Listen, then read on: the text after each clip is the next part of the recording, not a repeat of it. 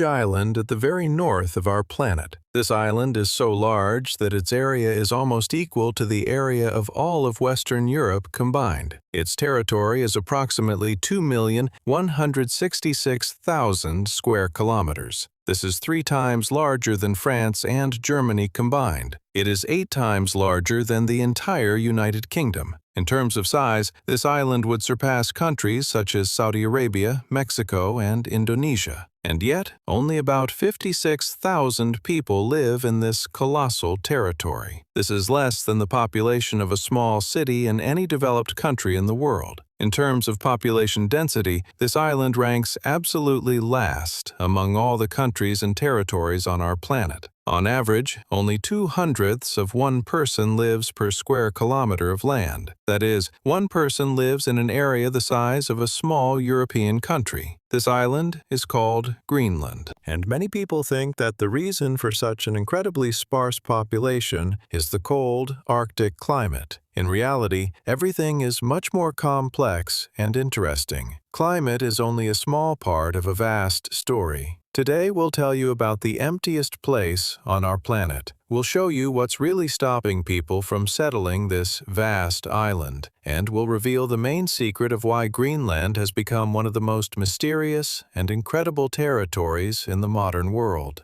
To understand the scale of the Greenland void, let's first look at the island's geography. Greenland is the largest island on our planet. If Australia weren't considered a continent, it would take first place among islands. But since Australia is a continent, Greenland holds the record. It stretches approximately 2,650 kilometers from north to south. From west to east, its width at its widest point reaches approximately 1,300 kilometers. If Greenland were placed on a map of Europe, it would stretch from northern Norway to Italy and from Lisbon to Moscow. But the most astonishing thing about this island is that approximately 80% of its surface area is covered by a vast layer of permanent ice. This layer is called the Greenland ice sheet. It is the second largest glacier on our planet after Antarctica. Its average thickness is approximately 1,670 meters. At its deepest points, it reaches 3.5 kilometers. It contains approximately 8% of all fresh water on our planet. If this entire glacier were to suddenly melt, sea levels would rise by approximately 7 meters. This would be catastrophic for all coastal cities on the planet.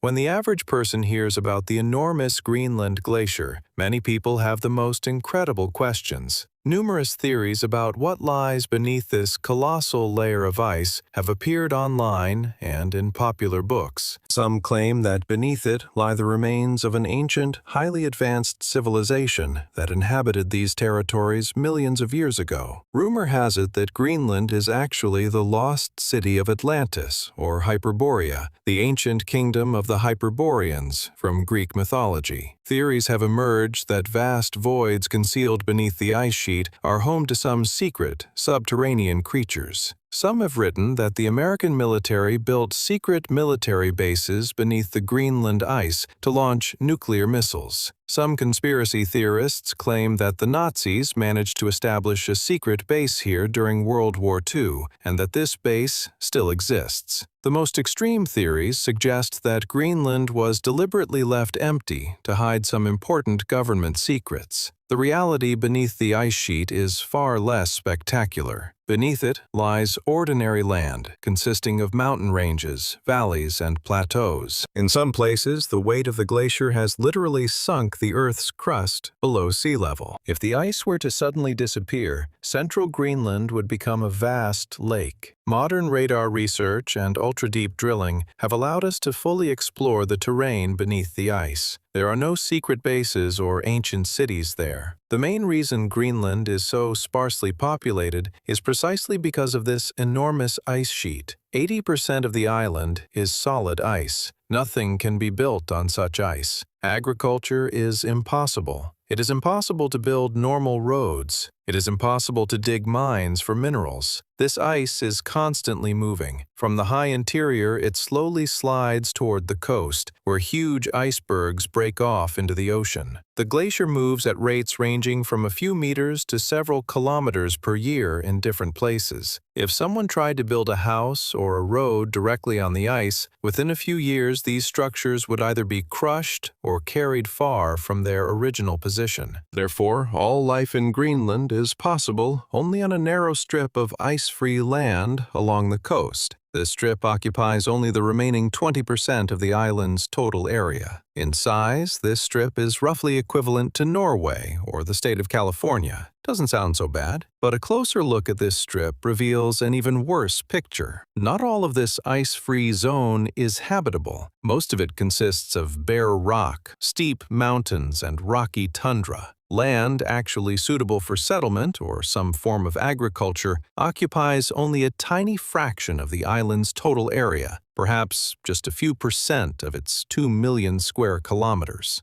Besides the ice, Greenland has another huge problem that few people know about. It's the complete lack of roads between settlements. This is an absolutely incredible fact. On the world's largest island, there isn't a single highway connecting any two settlements. Every small Greenlandic town or village has its own internal streets, but there's no land connection between them. If someone wants to get from one town to another, they have only two options. They either fly in a small plane or sail on a ship. In winter, when the sea freezes over, they can also use dog sleds or snowmobiles. But this is a very dangerous and slow journey. The main reason for the lack of roads lies in the very nature of Greenland. Between settlements, there is always either part of a huge glacier, impassable mountain ranges, or narrow, deep fjords that stretch tens of kilometers into the island's interior. Building a bridge or tunnel across such obstacles in Arctic conditions is virtually impossible. The cost of such infrastructure would be astronomical, and every time a scientist or politician proposes building even a single road between two Greenlandic cities, the idea is drowned out by the enormous budget and the technological difficulties of implementation. This isolation between settlements means that each Greenlandic town is essentially a separate mini-state. Residents of one town may never visit another Greenlandic town. They communicate with each other only via the internet, telephone, or the occasional passenger flight. Greenland's capital, Nuuk, is the island's largest city. It is home to approximately 20,000 people. This means that the capital contains more than 35% of Greenland's total population. The remaining residents are scattered among approximately 80 small settlements along the coast. Many of these settlements have only a few dozen residents. The smallest villages may have a population of only 20 to 30 people. In such places, everyone knows everyone else by sight. Children attend a single small school, which may have only one or two teachers for all grades. Young people in such villages often move to larger cities upon reaching adulthood because the tiny settlements offer neither educational nor employment opportunities. Greenland's third major problem is its agriculture, or more accurately, its near total absence.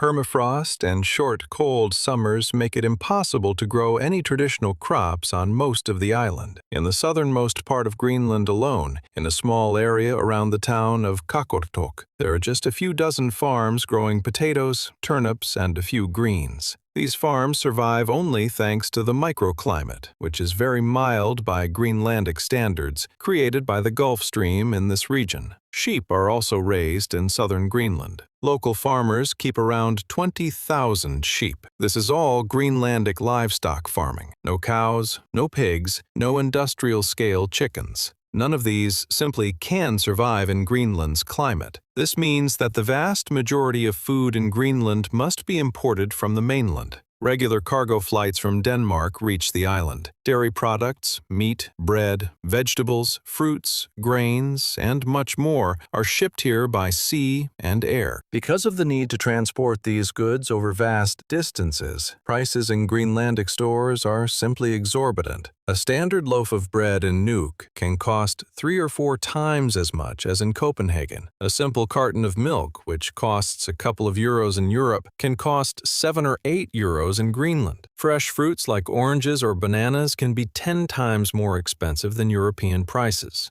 Agriculture in Greenland is replacing one very important traditional occupation: fishing. The vast majority of the island's economy depends on fish. Around 90% of all Greenlandic exports are seafood, primarily cod, halibut, shrimp, and other cold-water fish. Fishing is the main employer for most local residents. Every major island and every major port has its own fish processing plant, where locals have permanent employment. Greenland's very nature provides ideal conditions for fishing. The cold waters around the island are incredibly rich in various species of fish and marine mammals. The local Inuit, who make up around 90% of Greenland's total population, lived for many centuries exclusively by hunting seals, whales, polar bears, and fishing. Before the arrival of Europeans in the early 11th century, they did not cultivate any crops because it was simply impossible. Their traditional diet consisted only of meat, fish, and a small amount of local berries and herbs that they gathered during the short summer season. The history of Greenland's settlement is fascinating and instructive. The first permanent inhabitants of the island were the Inuit, the ancestors of today's Greenlanders. They came here from the Canadian Arctic thousands of years ago. Several waves of migration arrived to the island, each bringing its own distinctive cultures and technologies. The most recent wave of Inuit, which arrived about 1,000 years ago, proved so well adapted to the Arctic climate that their descendants still live on the island today. Around the year 1000, the first Europeans arrived in Greenland. They were Vikings, led by the famous Eric the Red. He was an Icelandic exile convicted of murder and forced to leave Iceland for several years. Eric set out to search for new lands to the west and eventually discovered a large, ice-covered island. According to legend, he named it Greenland, meaning Greenland. It was a simple marketing decision. Eric wanted to attract new settlers and believed that a beautiful name would help him do so. Indeed, thousands of other Vikings from Iceland soon followed him. They founded several large settlements in southern Greenland. At its peak, Viking Greenland had a population of about 5,000. They farmed, raised livestock, and traded walrus ivory and reindeer hides with Europe. Vikings lived in Greenland for about 500 years. Then came one of the most mysterious disappearances in human history. By the early 15th century, all European settlements on the island had simply vanished. Thousands of people simultaneously abandoned their well-appointed homes, churches, and farms. None returned to Iceland or Norway. No records of this mass exodus survive in historical archives. When Europeans returned to Greenland several centuries later, they found only empty ruins. What happened to Viking Greenland remains a great historical mystery. The most popular theories include several possibilities. The climate in the North Atlantic at this time became significantly colder. This period of history is called the Little Ice Age. Because of this, traditional Viking agriculture became impossible, even in the southernmost part of the island. Another important factor may have been the fall in the price of walrus ivory in European markets. At that time, ivory imports from Africa became widespread, and walrus ivory became of no use to anyone. The Vikings lost their main source of income. A third factor may have been conflicts with the Inuit, who at that time had just arrived in southern Greenland from their northern territories. Perhaps one of these factors, or perhaps all of them together, forced the Vikings to abandon the island. Many historians believe that some of their descendants assimilated with the Inuit, and thus Viking blood still flows in the veins of some Greenlanders to this day. In 1721, a Norwegian missionary named Hans Egede arrived in Greenland. He hoped to find descendants of the Vikings there who could remain completely isolated from Europe. He found no such descendants. Instead, he encountered the indigenous Inuit population. Egede decided to remain on the island and recolonize it on behalf of Denmark. From this moment on, the Danish era of Greenland began. Denmark gradually established control over the entire island. The local Inuit were baptized and gradually integrated into Danish culture. In 1953, Greenland officially became part of the Danish kingdom. Since 1979, the island has received special status and its own self-government, although formally it remains part of Denmark. Today, Greenland has its own parliament and government and resolves most domestic issues independently. However, in international affairs, it is represented by Denmark. Denmark also provides Greenland with military protection and huge annual subsidies, without which the local economy simply would not survive. The life of an average Greenlander today is very different from life in any other country in the world. For most of the year, polar night or polar day reigns. In the north of the island, the sun doesn't even appear on the horizon for 2.5 months in winter. In summer, on the contrary, the sun shines around the clock for several weeks. This creates enormous sleep and health problems for local residents. Many Greenlanders suffer from seasonal depression and other psychological problems associated with extreme light and darkness. Unfortunately, Greenland has one of the highest suicide rates in the world. Many researchers attribute this to the local climate and lifestyle. Life is especially difficult for young people in small, remote settlements. Young people lack adequate educational prospects, proper employment in their field, and entertainment, and they often feel disconnected from the modern world. Many of them leave for big cities or emigrate to Denmark in search of a better life. Because of this, many small Greenlandic settlements are gradually dying out. In some of them, only elderly people remain. Greenland's transportation system deserves a separate discussion. Since there are no roads between settlements, aviation has become the main mode of transport. Tiny airstrips are scattered across the island. Some are located on flat stretches of coastline. Others are located directly on the ice on mountain plateaus.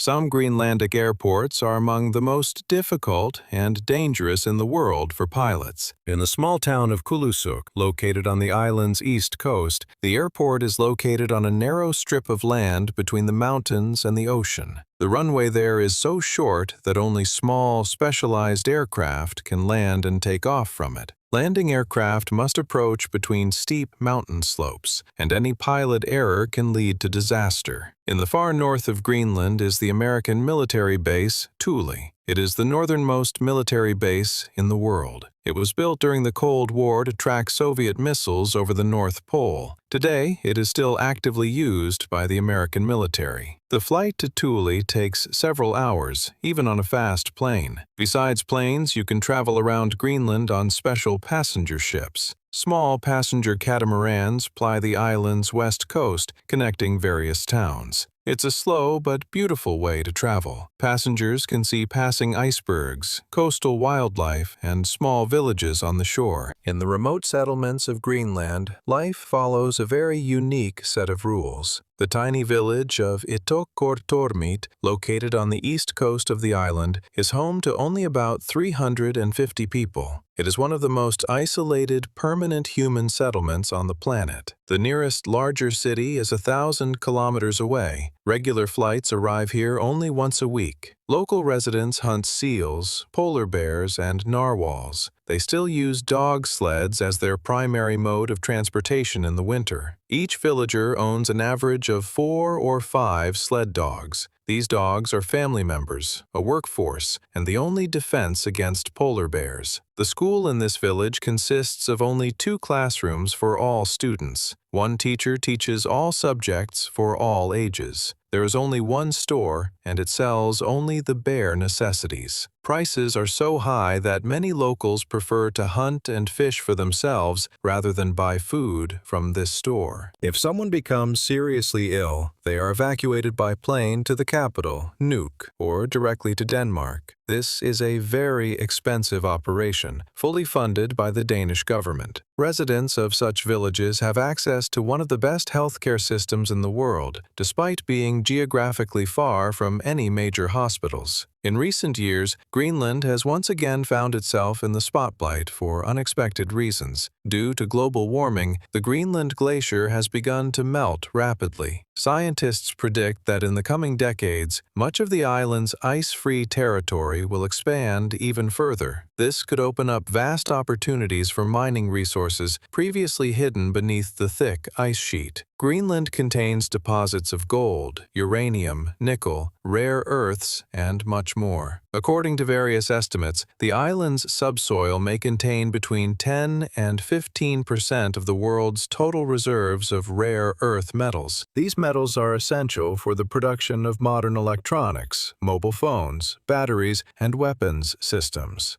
Because of this, Greenland is increasingly attracting the attention of major world powers, particularly the United States and China. In 2019, former U.S. President Donald Trump even formally offered to purchase Greenland from the Danish government. The proposal was quickly rejected by both Denmark and Greenland itself, but the episode demonstrated how strategically important this vast, empty territory has become in the modern world. Perhaps the greatest paradox of Greenland is this: it is the largest island on the planet, with one of the smallest populations in the world. But in the coming decades, it could become one of the most strategic regions on Earth. Beneath its ice lie riches that could reshape the global economy and geopolitics. Its location between North America and Europe makes it a key hub for new Arctic shipping routes being opened by melting ice. And perhaps in a few decades, we will see a completely different Greenland. Perhaps new cities and industrial complexes will be built on its ice-free territories. Perhaps its population will grow tens or hundreds of times. Or perhaps Greenland will remain the emptiest place on the planet, a vast frozen island with 56,000 inhabitants living in 80 isolated settlements along the coast. And perhaps therein lies the special beauty of this enigmatic territory. It shows us that even in our overcrowded modern world, such vast, empty spaces can exist,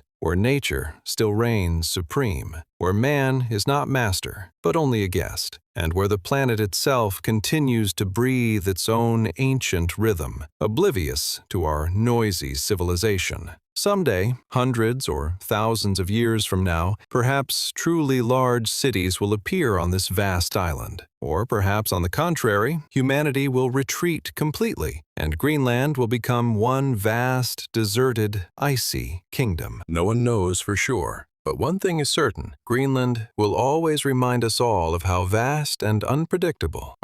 You'll see a huge red blob in the center of the continent, the outback, the driest, most lifeless, most waterless place on the inhabited continent. Summer temperatures top 50 degrees. Rain is an event marked on the calendar. Red dust, broken earth, and a horizon that hurts the eyes. No rivers, no lakes, not a drop of water for hundreds of kilometers. Now imagine all of this as the ocean floor. Because 120 million years ago, a third of Australia was flooded by the sea. Not a coastal bay, not a puddle on the site of a future desert, a full-fledged, salty, deep sea that stretched from the Gulf of Carpentaria in the north to what is now South Wales in the south. A sea in which plesiosaurs swam, in which a 10-meter-long predator with a skull larger than that of a Tyrannosaurus rex hunted, in which schools of ammonites soared, pterosaurs flew, and dinosaurs grazed on the shores. This was the Eromanga Sea, the largest inland sea in Australian history, and today we'll tell its story. The story of a world buried beneath the red dust of the outback. A world that left behind opals, bones, and mysteries we still can't answer. To understand the origin of the sea in the middle of Australia, we need to go back to the Cretaceous period, from 145 to 66 million years ago. The Earth in the Cretaceous looked completely different. The supercontinent Gondwana, the gigantic landmass that united South America, Africa, India, Antarctica, and Australia, was breaking apart.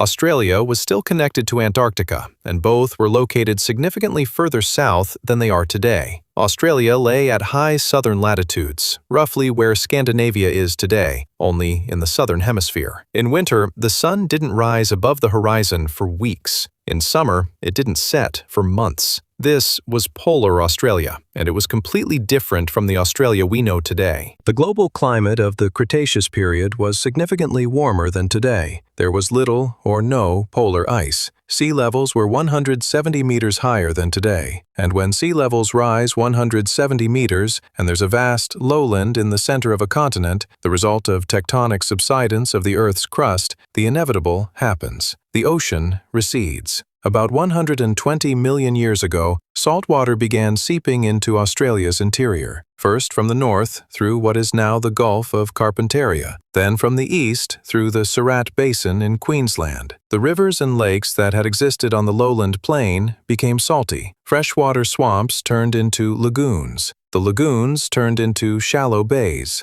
The bays turned into open sea. Within a few million years, Central Australia disappeared beneath the waves. Try to imagine the scale. Modern Australia is approximately 7.5 million square kilometers. A third is 2.5 million. The Eromanga Sea was comparable in area to the modern Mediterranean Sea, only not between continents, within one. It would be as if the Mediterranean Sea were in the middle of Siberia. Absurd, impossible, and absolutely real. At this time, Australia's landmass resembled an archipelago rather than a continent. Large islands, highlands that the sea hadn't submerged, stood out of the water like shards of a broken plate. These islands were covered with coniferous forests, araucarias, podocarpus, and ginkgo, trees that today are associated with the tropics, but which then grew in polar conditions. Ferns covered the undergrowth. Spore plants filled the swamps. It was a strange world. Polar forests surrounded by a cold sea teeming with reptiles.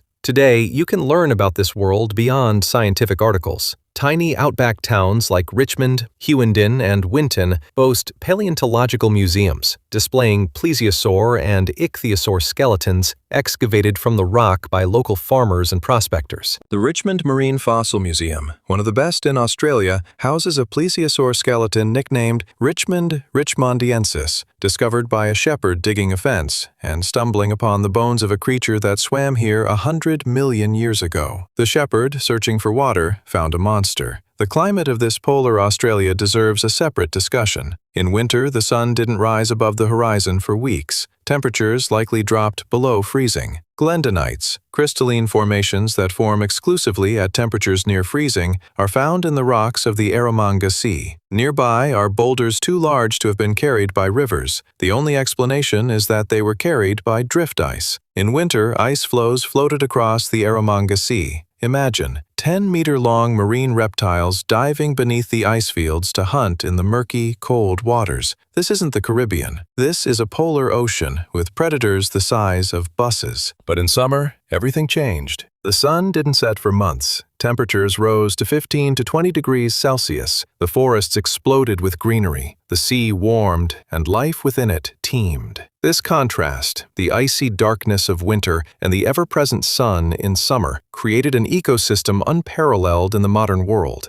Nothing like it exists anywhere on the planet today. The Eromanga Sea, named for the tiny town of Eromanga in Queensland, covered approximately a third of the continent. It was shallow, probably only a few dozen meters deep on average. It was cold. Australia was located at high latitudes, and water temperatures could approach freezing in winter. Glendonites, mineral formations that form only at temperatures near freezing, are found in the rocks left by the sea. Boulders, possibly carried by drifting ice, are also found there. A polar sea, covered in ice floes, in the middle of what is now a scorching desert. The contrast is both impossible and completely real. But cold doesn't mean empty. The Eromanga Sea was teeming with life, and what life it was. Let's start with the kings of the sea, the marine reptiles. Kronosaurus queenslandicus, was the largest pliosaur ever discovered on the planet. Pliosaurs are a group of marine reptiles with short necks, massive heads, and 4 flippers, which they use to fly underwater, like underwater birds. Kronosaurus grew up to 10 meters in length, and its skull, 2.5 meters, was larger than that of any known predatory dinosaur. Its teeth were conical, crushing, adapted for hunting large prey, hard-shelled ammonites, giant squid, and possibly other marine reptiles. Its bite force is estimated at between 16 and 27,000 newtons, comparable to a Tyrannosaurus rex. Imagine a Tyrannosaurus rex swimming. That's Kronosaurus. Kronosaurus was the apex predator of the Eromanga Sea for approximately 25 million years. It hunted large fish, giant cephalopods, ammonites and belemnites, and likely other marine reptiles. Its conical teeth were adapted for cracking the hard ammonite shells that formed the basis of its diet. Fragments of belemnite shells have been found in the fossilized stomach contents of pliosaurs, evidence of their final meal, sealed in stone 100 million years ago. The first Kronosaurus bones were discovered in the late 19th century and were collected by the Queensland Museum, but it truly became famous after the Harvard expedition of 1931, when American paleontologists excavated a large skeleton near the town of Hughenden. The reconstruction exhibited at the Harvard Museum turned out to be 1/3 plaster, and the animal's length was inflated by 3 meters, 13 instead of the actual 10. Colleagues sarcastically nicknamed the reconstruction Gypsosaurus. But even at its true size, Kronosaurus remains one of the largest marine predators of the Mesozoic. One of the most famous Australian plesiosaurs is Eric. Eric is a plesiosaur skeleton completely transformed into opal. Discovered in the Coober Pedy opal mines in South Australia, it has become a national treasure. Its bones sparkle with blue, green, and red fire, a palette of colors impossible to find in a typical fossil. Eric is on display at the Australian Museum in Sydney and is one of the most valuable fossils in the world, not just scientifically, but literally. Its value as a gemstone is in the millions. Plesiosaurs, their long-necked relatives, lived alongside them in the Eromanga Sea. If Kronosaurus was an underwater tyrannosaur, then plesiosaurs were underwater giraffes, a small head on an incredibly long neck, which allowed them to snatch fish from schools without getting close enough to scare them. Their remains are among the most common finds in the Eromanga Sea sediments, and some of them are opalized. Yes, there are opalized plesiosaurs in Australia. The bones of marine reptiles turned into precious stones. We'll come back to this later. Ichthyosaurs, another group of marine reptiles, also inhabited these waters. Platypterygius australis was a large ichthyosaur, similar to a modern dolphin but significantly more massive. It had a streamlined body, huge eyes for hunting in murky waters, and a vertical tail fin for high-speed swimming. Ichthyosaurs were among the most advanced swimmers of the Mesozoic era, and they felt right at home in the cold waters of the Eromanga Sea. But marine reptiles weren't the only predators. The sea was inhabited by lamnid sharks, distant relatives of the modern great white. Their teeth are among the most common finds in the Cretaceous rocks of Queensland. The vertebrae of some of these sharks indicate very large animals. Alongside them are chimeras, bizarre cartilaginous fishes that today live only in deep waters, but in the Cretaceous lived in the shallows of the Eromanga Sea and grew larger than any modern species. The bony fishes were no less impressive. Australopachycormus hurlei resembled a swordfish, but with blade-like teeth lined up along its snout. Kuyu australis was a 3-meter-long, short-snouted predator. Richmondichthys sweeti was an armored filter feeder that fed on plankton. The diversity of forms is astonishing, from swift pursuers to slow-moving ambush predators, from filter feeders to specialized eaters of armored prey. Every niche was filled. Invertebrates weren't far behind. Ammonites, mollusks with spiral shells, distant relatives of modern nautiluses, were present in enormous numbers. Belemnites, extinct squid-like cephalopods with an internal bullet shell, are so common in the Eromanga Sea that their fossils are found everywhere. Eromangateuthis sonii is a large cephalopod up to 1.5 meters long, a relative of octopuses but with an elongated, squid-like body. Sea turtles, at least 3 species, including Cratochelone burnei, were another component of this rich ecosystem. Cratochelone was enormous, one of the largest sea turtles of the Cretaceous period. Its shell could exceed a meter in length. It probably fed on jellyfish and soft-bodied organisms like modern leatherback turtles, but in a polar sea covered by winter ice. Another unique find from the Eromanga Sea is worth mentioning: the world's first plesiosaur embryo. Discovered in Queensland sediments, it proved that plesiosaurs were viviparous. They gave birth to young rather than laying eggs. This upended paleontologists' understanding. Before this discovery, it was believed that Mesozoic marine reptiles laid their eggs on the shore, like modern sea turtles. It turned out not to be the case. Plesiosaurs gave birth to their young in the water, like whales and dolphins. The Australian Sea has provided the answer to a question that has puzzled paleontologists for over a century. And pterosaurs flew over the sea. Mithunga camara and Oceodraco molnari are 2 species of flying reptiles whose fragile bones were miraculously preserved in Queensland sediments. They soared above the waves, snatching fish from the surface, like modern albatrosses. Their skeletons are extremely rare finds, as the hollow bones of pterosaurs almost never survive. But the most unusual creature of the Eromanga Sea lived not in the sea, but on its shores. Coolosuchus clelandii was a gigantic predatory amphibian, not a frog or a salamander, but a temnospondyl, a member of a group that became extinct in the Triassic period, 100 million years before the Cretaceous. Everywhere, except Australia. Here, in the isolation of the southern polar latitudes, temnospondyls somehow survived until the Cretaceous. Coolosuchus was up to 5 meters long, with a flat head half a meter wide and powerful jaws. It inhabited the rivers and lakes that flowed into the Eromanga Sea, hunting from ambush, like a modern crocodile, only it was an amphibian, the last of its kind, a living fossil, outliving its relatives by 100 million years. Why did Coolosuchus survive here? It was likely because of the cold. Crocodiles, warm-blooded reptiles, couldn't compete with amphibians in the polar conditions of the Cretaceous. Where it was too cold for crocodiles, Coolosuchus thrived, occupying a niche long since occupied by reptiles on other continents. This refuge from competition is one of the most remarkable survival stories in paleontology. In 2022, Coolosuchus was designated the official fossil emblem of the state of Victoria. Dinosaurs roamed the land between the bays and lagoons of the Eromanga Sea.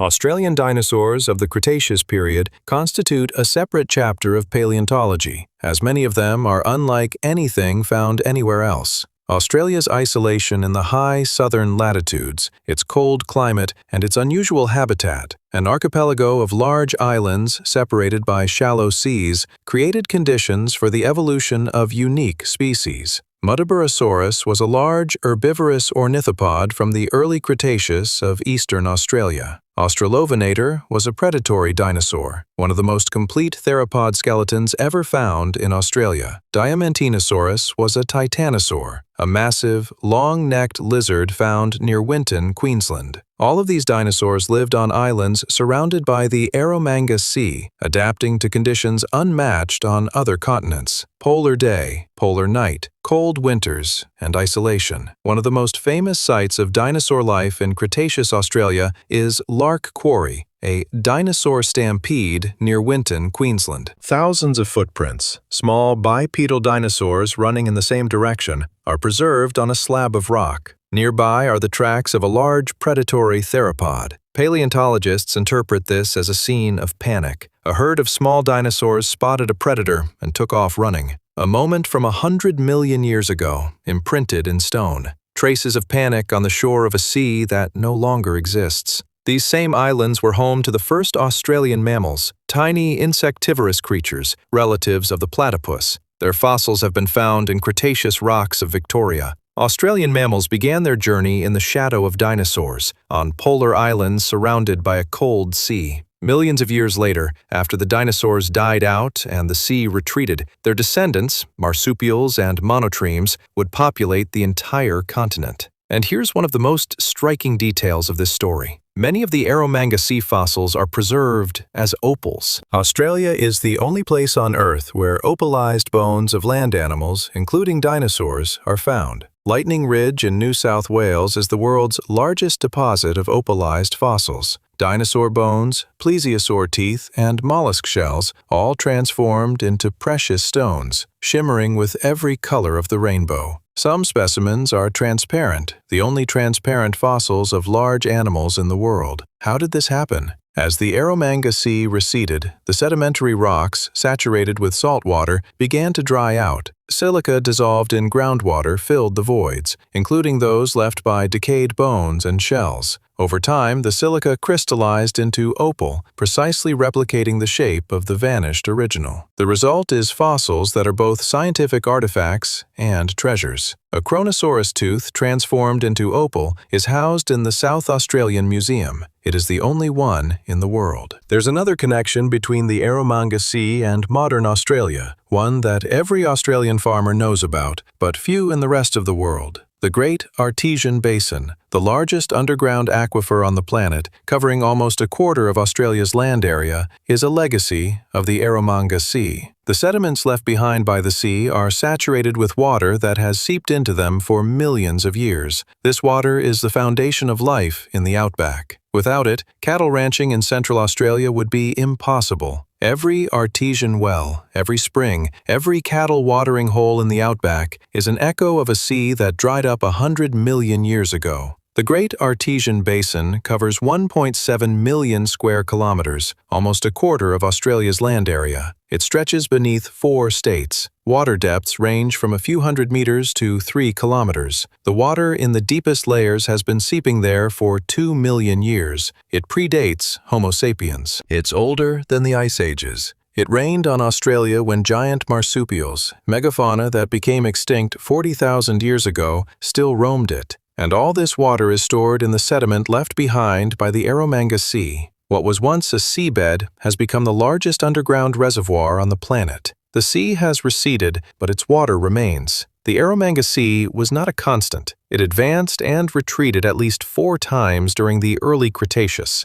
Each time global sea levels rose or tectonic subsidence intensified, water flooded the plain. When the level fell or sediments filled the basin, the shoreline retreated, revealing vast coastal plains with marshes, deltas, and coniferous forests. These alternations left a characteristic layered record in the rocks. Marine sediments interspersed with riverine, marsh, and forest sediments, like layers of a cake, each layer telling its own story. Coal seams, red soils, fossilized tree roots, and right there, in the layer above, shark teeth and ammonite shells. By the late Albian, about 100 million years ago, the balance began to shift. Sediments filled the basin faster than the sea could flood it. The coastline retreated north. Where there had been deep sea, river deltas appeared. Where Kronosaurus had swum, dinosaurs now grazed. The Winton Formation, rocks left behind by the river plains that filled the basin after the sea retreated, became one of Australia's richest sources of dinosaur fossils. The sea had retreated, leaving behind a graveyard in which sea monsters and land giants lie side by side. The sea's retreat wasn't an isolated event. The last time the Eromanga Sea flooded part of Australia was about 100 million years ago. Since then, Central Australia has been slowly but steadily drying out. But the process took tens of millions of years. Even 50 million years ago, after the dinosaurs had gone extinct, tropical forests grew in the area of what would become the outback.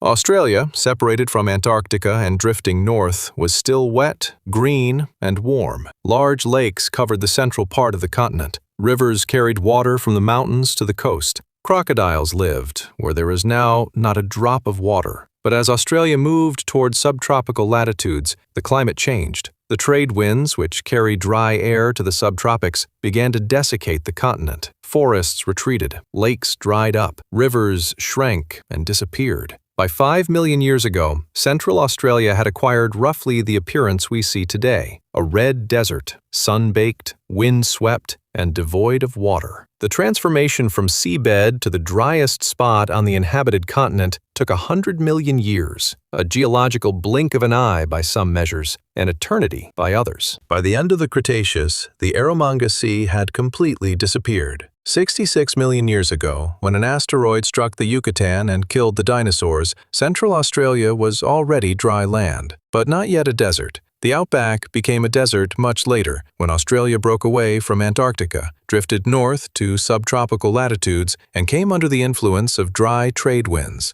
The desiccation took tens of millions of years, and all this time, opals slowly formed underground, precious stones made from the bones of creatures who lived in a world that no longer existed. Today, outback farmers sometimes find ammonites while digging wells. Children pick up shark teeth in dry creek beds. Opal miners in the Coober Pedy and Lightning Ridge mines carve plesiosaur bones, glittering with blue and green opal from the rock. In 2019, researchers from the University of Adelaide discovered microscopic fossils of marine organisms in rocks 150 million years old, 50 million years older than the Eromanga Sea itself. This means that Central Australia was flooded back in the Jurassic period, long before the sea's main advance. The water returned again and again, as if the continent couldn't decide whether to be land or seabed. Each such find is a message from a world in which the outback was the ocean floor, and Australia was a polar archipelago surrounded by a cold sea full of monsters. The Eromanga Sea is a reminder of how radically the face of the planet can change. A desert without a drop of water was a seabed 100 million years ago. A place where today's heat kills livestock was once so cold that ice floes floated on it. A continent we associate with drought was once 1/3 submerged by ocean. Everything we think of as permanent, climate, geography, coastlines, is temporary, even deserts, even oceans. Even the very shape of the continents. Beneath the red dust of the outback lies the bottom of an ancient sea. It holds the teeth of sharks that hunted 100 million years ago, the bones of plesiosaurs transformed into precious stones, the footprints of ammonites that swam where now even grass grows, and water, the very same water of the Eromanga Sea, which still flows underground, feeding wells and springs. The sea is gone, but it hasn't disappeared. It's simply hidden, underground, in stone, in opals, in the water of artesian wells. It waits for someone to dig deep enough to find its traces. Tell us in the comments what struck you most. A Kronosaurus with a skull larger than a Tyrannosaurus rex, opalized dinosaur bones, or a giant amphibian that outlived its relatives by 100 million years. Subscribe to the channel. Ahead are stories about worlds that no longer exist. See you there. Thousands of nuclear warheads are on standby in underground silos, on strategic submarines, and in special bunkers around the world. Each one is capable of destroying an entire city in an instant. If all the nuclear weapons currently in the possession of different countries were combined, their explosive power would be enough to wipe out all of human civilization several times over. Only 9 countries on our planet possess these terrifying weapons. Some acquired them through their own genius and decades of hard work. Others acquired them through espionage and foreign aid. Still others acquired them through covert programs carried out under the strictest secrecy. Each of these stories is unique and simultaneously full of drama, fear, political intrigue, and human tragedy. Today, we will tell you how each of the 9 countries acquired nuclear weapons. We'll show you who was behind these programs, what technologies they used, and what price people had to pay to join the most exclusive and, at the same time, most terrifying club on the planet. It all began long before the first nuclear bomb. In the late 1930s, scientists in Europe first realized that the atomic nucleus contained colossal energy. In 1938, German physicists Otto Hahn and Fritz Strassmann conducted an experiment that revolutionized physics. They discovered that bombarding uranium atoms with neutrons could cause their nuclei to split apart, releasing enormous amounts of energy. This phenomenon was called nuclear fission. Scientists around the world quickly realized that this energy could be used not only to generate electricity, but also to create weapons of unprecedented destructive power. As World War II raged in Europe, a group of scientists in the United States, many of whom were refugees from Nazi Germany, began to sound the alarm. Among them was the renowned Albert Einstein. These scientists feared that if Hitler were the first to develop nuclear weapons, the war would end in catastrophe for the entire civilized world. In August 1939, Einstein signed a letter to U.S. President Franklin Roosevelt warning of this threat. This letter became one of the most important documents in history. It launched the most expensive, most secret, and most sustained scientific program of the 20th century. The program was called the Manhattan Project. It employed over 130,000 people across the United States and Canada. Most of them didn't know what they were doing, each fulfilling their own tiny piece of a vast puzzle. The most important and secret work was conducted in a special city called Los Alamos in New Mexico. This city wasn't marked on any map. It was impossible to visit without special permission. All letters sent from there were strictly censored. The scientific arm of the project was headed by the brilliant young physicist Robert Oppenheimer. The greatest minds of their time worked under his leadership, including Nobel laureates Enrico Fermi, Richard Feynman, Niels Bohr, and many others. The cost of the project was astronomical for the time. The United States spent approximately $2 billion at the time, equivalent to about $30 billion in today's money, on developing the atomic bomb. To obtain sufficient fissile material, entire industrial complexes had to be built. Plutonium production reactors were built at Hanford in Washington state. Enormous uranium enrichment plants operated at Oak Ridge in Tennessee. These facilities employed tens of thousands of people, many of whom didn't even understand what they were producing. Military intelligence strictly monitored the project to ensure that no information about it leaked to either German or Soviet intelligence. Journalists were forbidden from even mentioning the words uranium or atomic weapons in any newspaper publications. When details of the Manhattan Project became public after the war, all sorts of discussions and rumors arose. Publications surfaced claiming that Nazi Germany was actually close to creating an atomic bomb and that the Americans had succeeded only a few weeks earlier. Conspiracy theorists claimed that some Nazi scientists were secretly transported to the United States after the war and worked on the nuclear program. Stories even surfaced claiming that atomic weapons had actually been created by an ancient alien civilization and that American scientists had simply rediscovered their secret after finding ancient artifacts in the desert. Some modern bloggers claim that the first atomic bomb was not real and that its explosion was staged to intimidate the Japanese. None of these theories stand up to serious, factual scrutiny, yet they persist. The reality was simpler and more terrifying. On July 16, 1945, the first nuclear explosion in human history occurred in the New Mexico desert. Scientists gathered a few kilometers from the detonation site and observed what they had created. When a fireball brighter than 1,000 suns erupted, many of them realized that the world would never be the same. Oppenheimer himself later famously said that at that moment he became death, the destroyer of worlds. Less than a month after this test, 2 atomic bombs were dropped on the Japanese cities of Hiroshima and Nagasaki. Hundreds of thousands of civilians died instantly or later died of radiation sickness. Japan surrendered. World War II was over, but a new era in human history had begun, the era of nuclear weapons. The United States hoped to maintain a monopoly on this terrifying weapon. They expected the secrets of the Manhattan Project to remain in their hands for many years, but they were mistaken. Just 4 years later, in August 1949, the Soviet Union conducted its own successful atomic bomb test. The American military was shocked. How had Stalin managed to so quickly replicate an achievement the United States had spent years and billions of dollars on? The answer was both simple and alarming: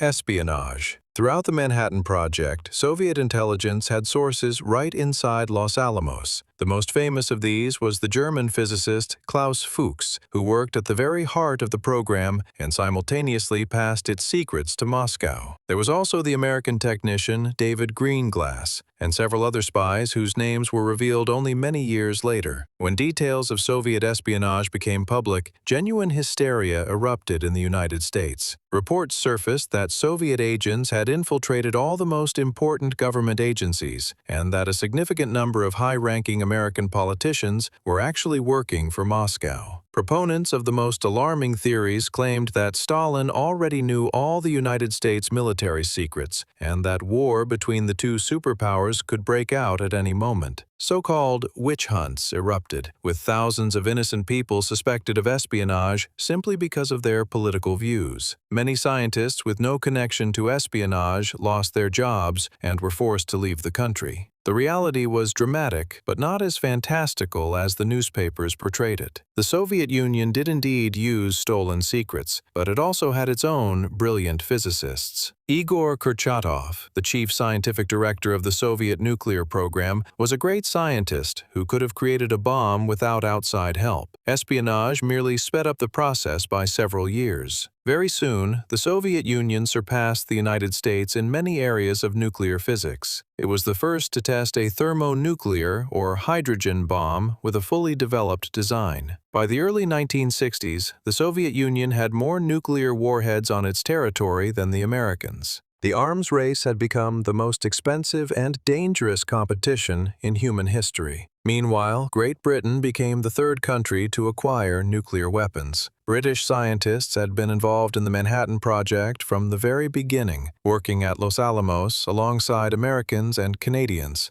After the war, Great Britain hoped the United States would share nuclear weapons technology with it. But in 1946, the Americans passed a law prohibiting the transfer of nuclear secrets to any other country, even their closest allies. The British felt betrayed. They remembered the enormous contribution their own scientists had made to the bomb's development and decided to develop their own weapon. On October 3, 1952, Great Britain successfully tested its atomic bomb on uninhabited islands near Australia. Thus, a third country joined the nuclear club. The fourth country was France. After the end of World War II, France found itself in a very unique position. On the one hand, it was one of the victorious powers. On the other hand, it was greatly weakened by the German occupation, and many of its colonies were seeking independence. In the 1950s, France suffered painful defeats. First, it lost the Vietnam War. Then it became embroiled in a bloody conflict in Algeria. Then it suffered humiliation during the Suez Crisis in 1956, when the United States and the Soviet Union jointly forced France and Great Britain to withdraw their troops from Egypt. Following this crisis, French President Charles de Gaulle decided that his country should never again depend on other powers for its security. On February 13,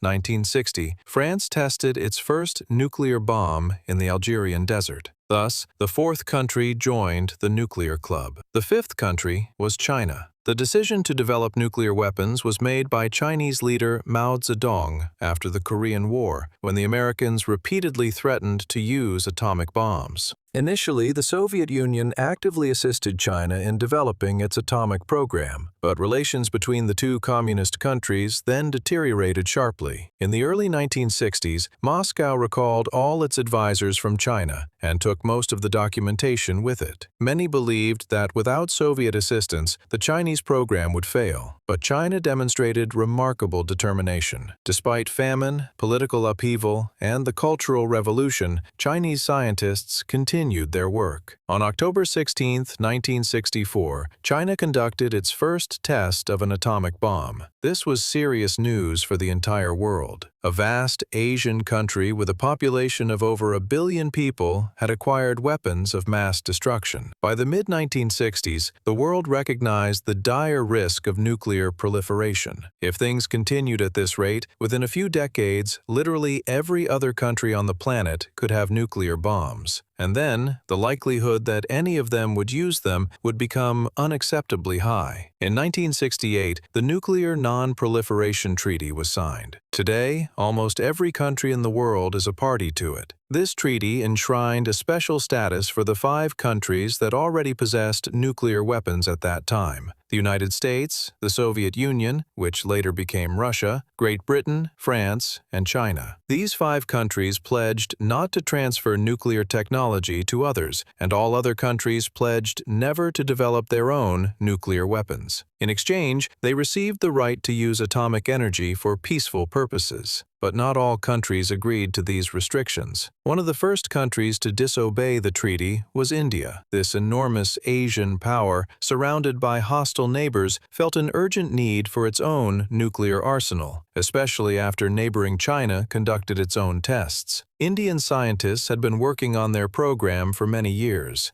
In May 1974, India conducted its first underground nuclear test, codenamed Smiling Buddha. This name was not chosen at random. The test took place on a Buddhist holiday. The Indian government claimed it was a test of peaceful nuclear technology, not a weapon, but no one believed it. 24 years later, in 1998, India conducted a series of open nuclear tests and officially declared itself a nuclear power. In response to India's tests, neighboring Pakistan conducted its own nuclear tests just weeks later. Pakistan's program was developed under the leadership of metallurgist Abdul Qadir Khan, later known as the father of the Pakistani nuclear bomb. Khan began his career at an ordinary Dutch firm, enriching uranium for civilian energy. Upon returning to Pakistan in the 1970s, he brought with him a vast amount of classified designs and technology, which he had literally stolen from his European employers. Using this stolen knowledge, he created the Pakistani nuclear program. It later emerged that Khan also sold nuclear technology to other countries, including Libya, Iran, and North Korea. His activities are considered one of the most horrific examples of illicit nuclear arms trafficking in history. What about Israel? This small Middle Eastern country has never officially acknowledged possessing nuclear weapons, but the entire world knows it does. Israel's nuclear program began in the 1950s with active assistance from France. The French, feeling slighted by the Americans and simultaneously seeking allies in the fight against the Arab countries, shared both technology and materials with Israel. By the late 1960s, Israel already had its own nuclear warheads.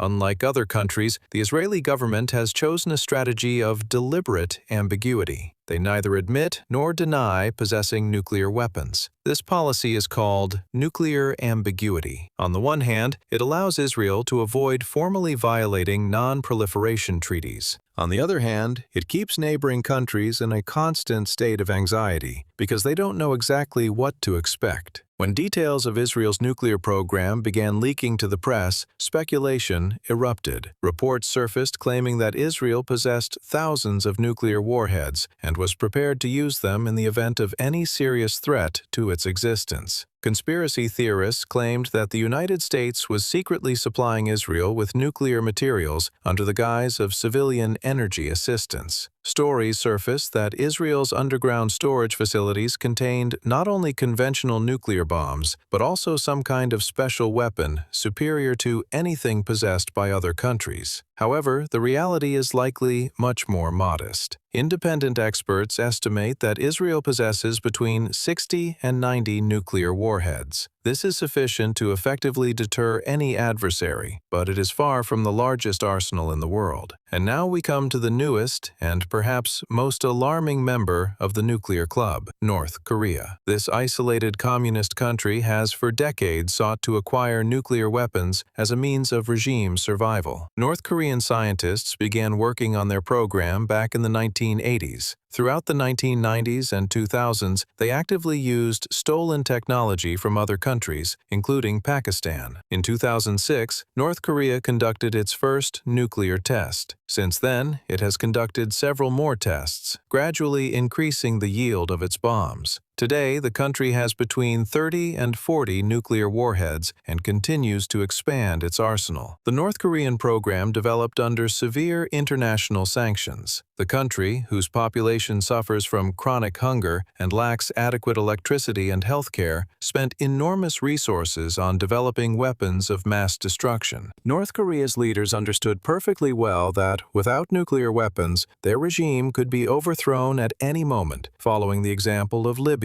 or Iraq. Therefore, each new nuclear bomb or ballistic missile test in the country is accompanied by loud celebrations, like a national triumph. At the same time, each such step leads to new sanctions and even greater international isolation. This is a paradoxical situation in which the country achieves its primary goal at the expense of worsening the lives of its own people. Besides the 9 countries currently possessing nuclear weapons, there is also a remarkable example of a country voluntarily relinquishing its nuclear arsenals. This is South Africa. During the apartheid era, this African country secretly developed 6 nuclear bombs. The program was conducted under the strictest secrecy and only became known to the world in the early 1990s. When apartheid collapsed, the new South African government made the historic decision to completely renounce nuclear weapons. All 6 bombs were destroyed under international supervision. This is the only case in history where a country that already possessed nuclear weapons voluntarily destroyed them. 3 former Soviet republics took a similar action after the collapse of the USSR. After the Soviet Union dissolved in 1991, a massive number of nuclear warheads remained in Ukraine, Belarus, and Kazakhstan. Ukraine alone held over 2,300 nuclear weapons, making it the world's 3rd largest nuclear power by arsenal. However, within a few years, all of these warheads were transferred to Russia in exchange for security guarantees from leading world powers. This document is known as the Budapest Memorandum. Under it, leading world powers promised to respect the territorial integrity of Ukraine, Belarus, and Kazakhstan in exchange for their renunciation of nuclear weapons. This decision has generated considerable controversy in the years since, especially since the events that began in 2014. Many in Ukraine now believe, in retrospect, that renunciation of nuclear weapons was a strategic mistake. When publications about secret nuclear programs in various countries began to appear, a veritable wave of rumors and speculation erupted. Stories emerged claiming that dozens of countries actually had secret nuclear programs hidden from the public. Proponents of the most daring theories assert that Iran, Saudi Arabia, Japan, and Germany have long secretly possessed nuclear weapons, but are simply concealing this fact for various political reasons. Bloggers began to talk about underground laboratories in various countries where secret nuclear work was supposedly being conducted. Most of these stories are exaggerations or outright fabrications, but some programs did indeed exist in secret. For example, Iraq's program under Saddam Hussein was halted only as a result of the Gulf War in 1991. Libya's program under Muammar Gaddafi was voluntarily curtailed in 2003 in exchange for the lifting of sanctions. Iran's nuclear program continues to develop, although its objectives and current status remain the subject of ongoing debate. Japan and Germany, with their vast scientific and technical resources, could theoretically develop nuclear weapons in a matter of months if they made the political decision to do so. However, they are not doing so for fundamental reasons related to their 20th century histories. Today, there are approximately 12,000 nuclear warheads in the world. The majority of them belong to Russia and the United States. These two countries have reduced their arsenals compared to their peak in the 1980s, when they collectively possessed over 60,000 nuclear warheads. But the remaining weapons are more than enough to destroy civilization many times over. The Cold War may have ended, but the nuclear threat has not disappeared. Contemporary political tensions periodically rekindle fears of the use of nuclear weapons. Every time a conflict between countries escalates, the world remembers those warheads that remain on duty in underground silos and on submarines. The history of how each of the 9 countries acquired nuclear weapons is part of a single, terrifying story of our civilization. It's the story of how humanity once discovered a secret that cannot be forgotten. Each new generation of scientists in any country could theoretically follow the same path the Americans took in the Manhattan Project. Knowledge of how nuclear weapons work is no longer a secret. What was once the most closely guarded secret in history is now described in numerous scientific books, accessible to any school child. The only obstacles remain: technical difficulties, political will, and international sanctions. But these obstacles can be overcome, as we have seen with North Korea. It lasted about 165 million years. During this time, enormous reptiles dominated the Earth. They are called dinosaurs. Some of them reached lengths of 40 meters and could weigh around 100 tons. They were the largest creatures that ever lived on our planet. This era ended about 66 million years ago. A huge catastrophe wiped out almost all the dinosaurs, and after that, a completely different period began: the Age of Mammals. This is the period in which we live today. But an interesting question arises. Why did reptiles never return to dominate the planet? Why was there no second age of reptiles? Today, we will tell you all about this fascinating question. To understand this topic, we must first understand one important thing. What are reptiles in general? They are a special class of animals. They include modern lizards, snakes, turtles, and crocodiles. All these animals share certain characteristics. They lay eggs on land. They have scaly skin. They are cold-blooded. This means they cannot regulate their own body temperature. They depend on the temperature of the environment. Therefore, most reptiles live in warm countries. There are few of them in cold regions. Dinosaurs were more advanced reptiles. They ruled our planet for a very long time. Over these 165 million years, thousands of different dinosaur species lived on Earth, from small ones the size of a chicken to enormous ones weighing tens of tons. They occupied every conceivable niche in nature. They were predators. They were herbivores. They flew in the air. They swam in the seas. They lived on every part of the land. It was their time.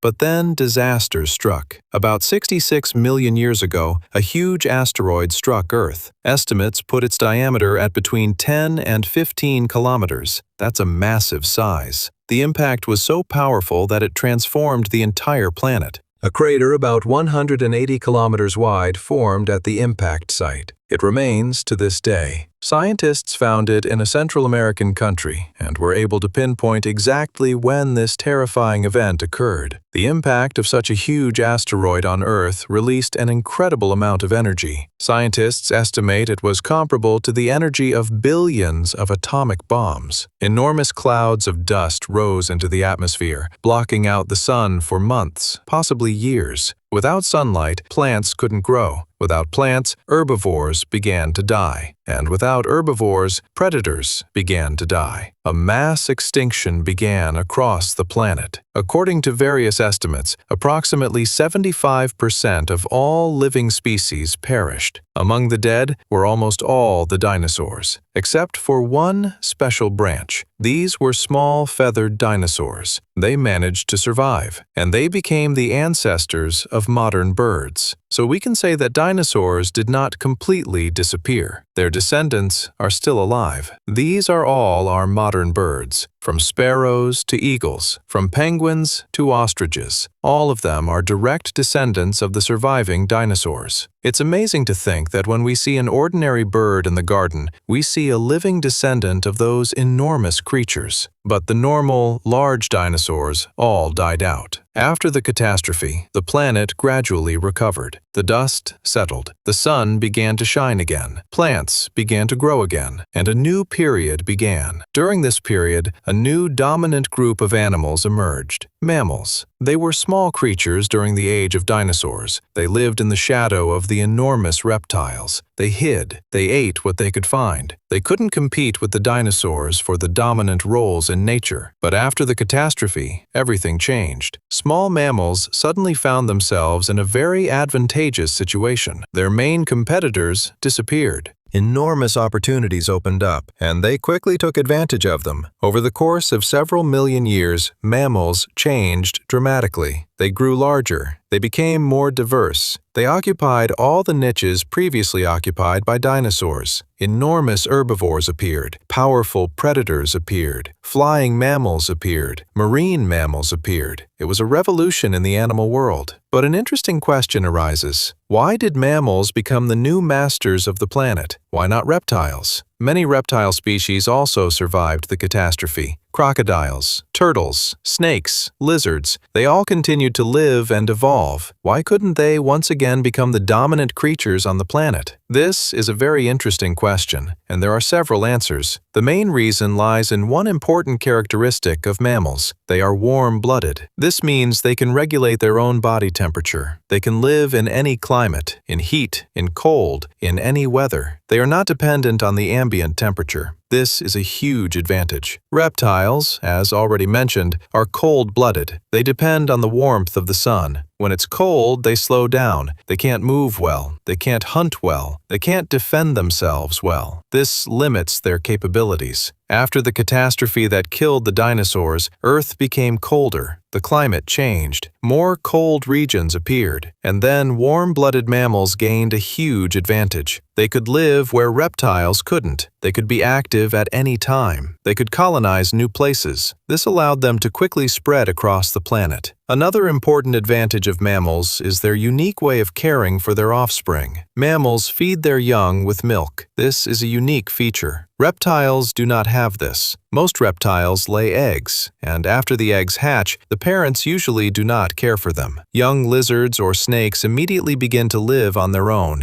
They must find their own food and protect themselves from danger. Many of them die in the first weeks of life. Mammals, however, care for their young very meticulously. First, they carry them in their bodies. Then they nurse them. Then they protect them from danger. They teach them how to find food. They teach them how to defend themselves. This care continues for months or even years, and as a result, many more mammalian babies survive to adulthood. This is a huge advantage in the struggle for survival. In addition, mammals have a special brain. It's usually larger than that of reptiles of the same size, and it's more developed. Mammals can learn, they can remember, they can plan, they can pass on knowledge to their offspring. All of this is crucial for survival. Reptiles act primarily on instinct. They don't have such a rich intelligence. Therefore, they can't adapt as well to changing conditions. It's worth considering how diverse mammals have become in the 66 million years since the extinction of the dinosaurs. Today, there are more than 5,000 species of mammals living on our planet, from the smallest to the largest. The smallest mammal is a special kind of bat. It weighs only about 2 grams. That's less than most coins. And the largest living mammal is the blue whale. It can reach lengths of 30 meters and weigh up to 180 tons. It is the largest creature that has ever lived on our planet. Even the largest dinosaurs were smaller than the blue whale. There's a remarkable diversity among mammals. Carnivores like tigers and lions, herbivores like elephants and zebras, rodents like mice and squirrels, primates like monkeys and humans, marine mammals like dolphins and whales, flying mammals like bats, subterranean mammals like moles. They all occupy their own special places in nature. They are all perfectly adapted to their living conditions. This is amazing diversity. What about reptiles today? There are quite a few of them too,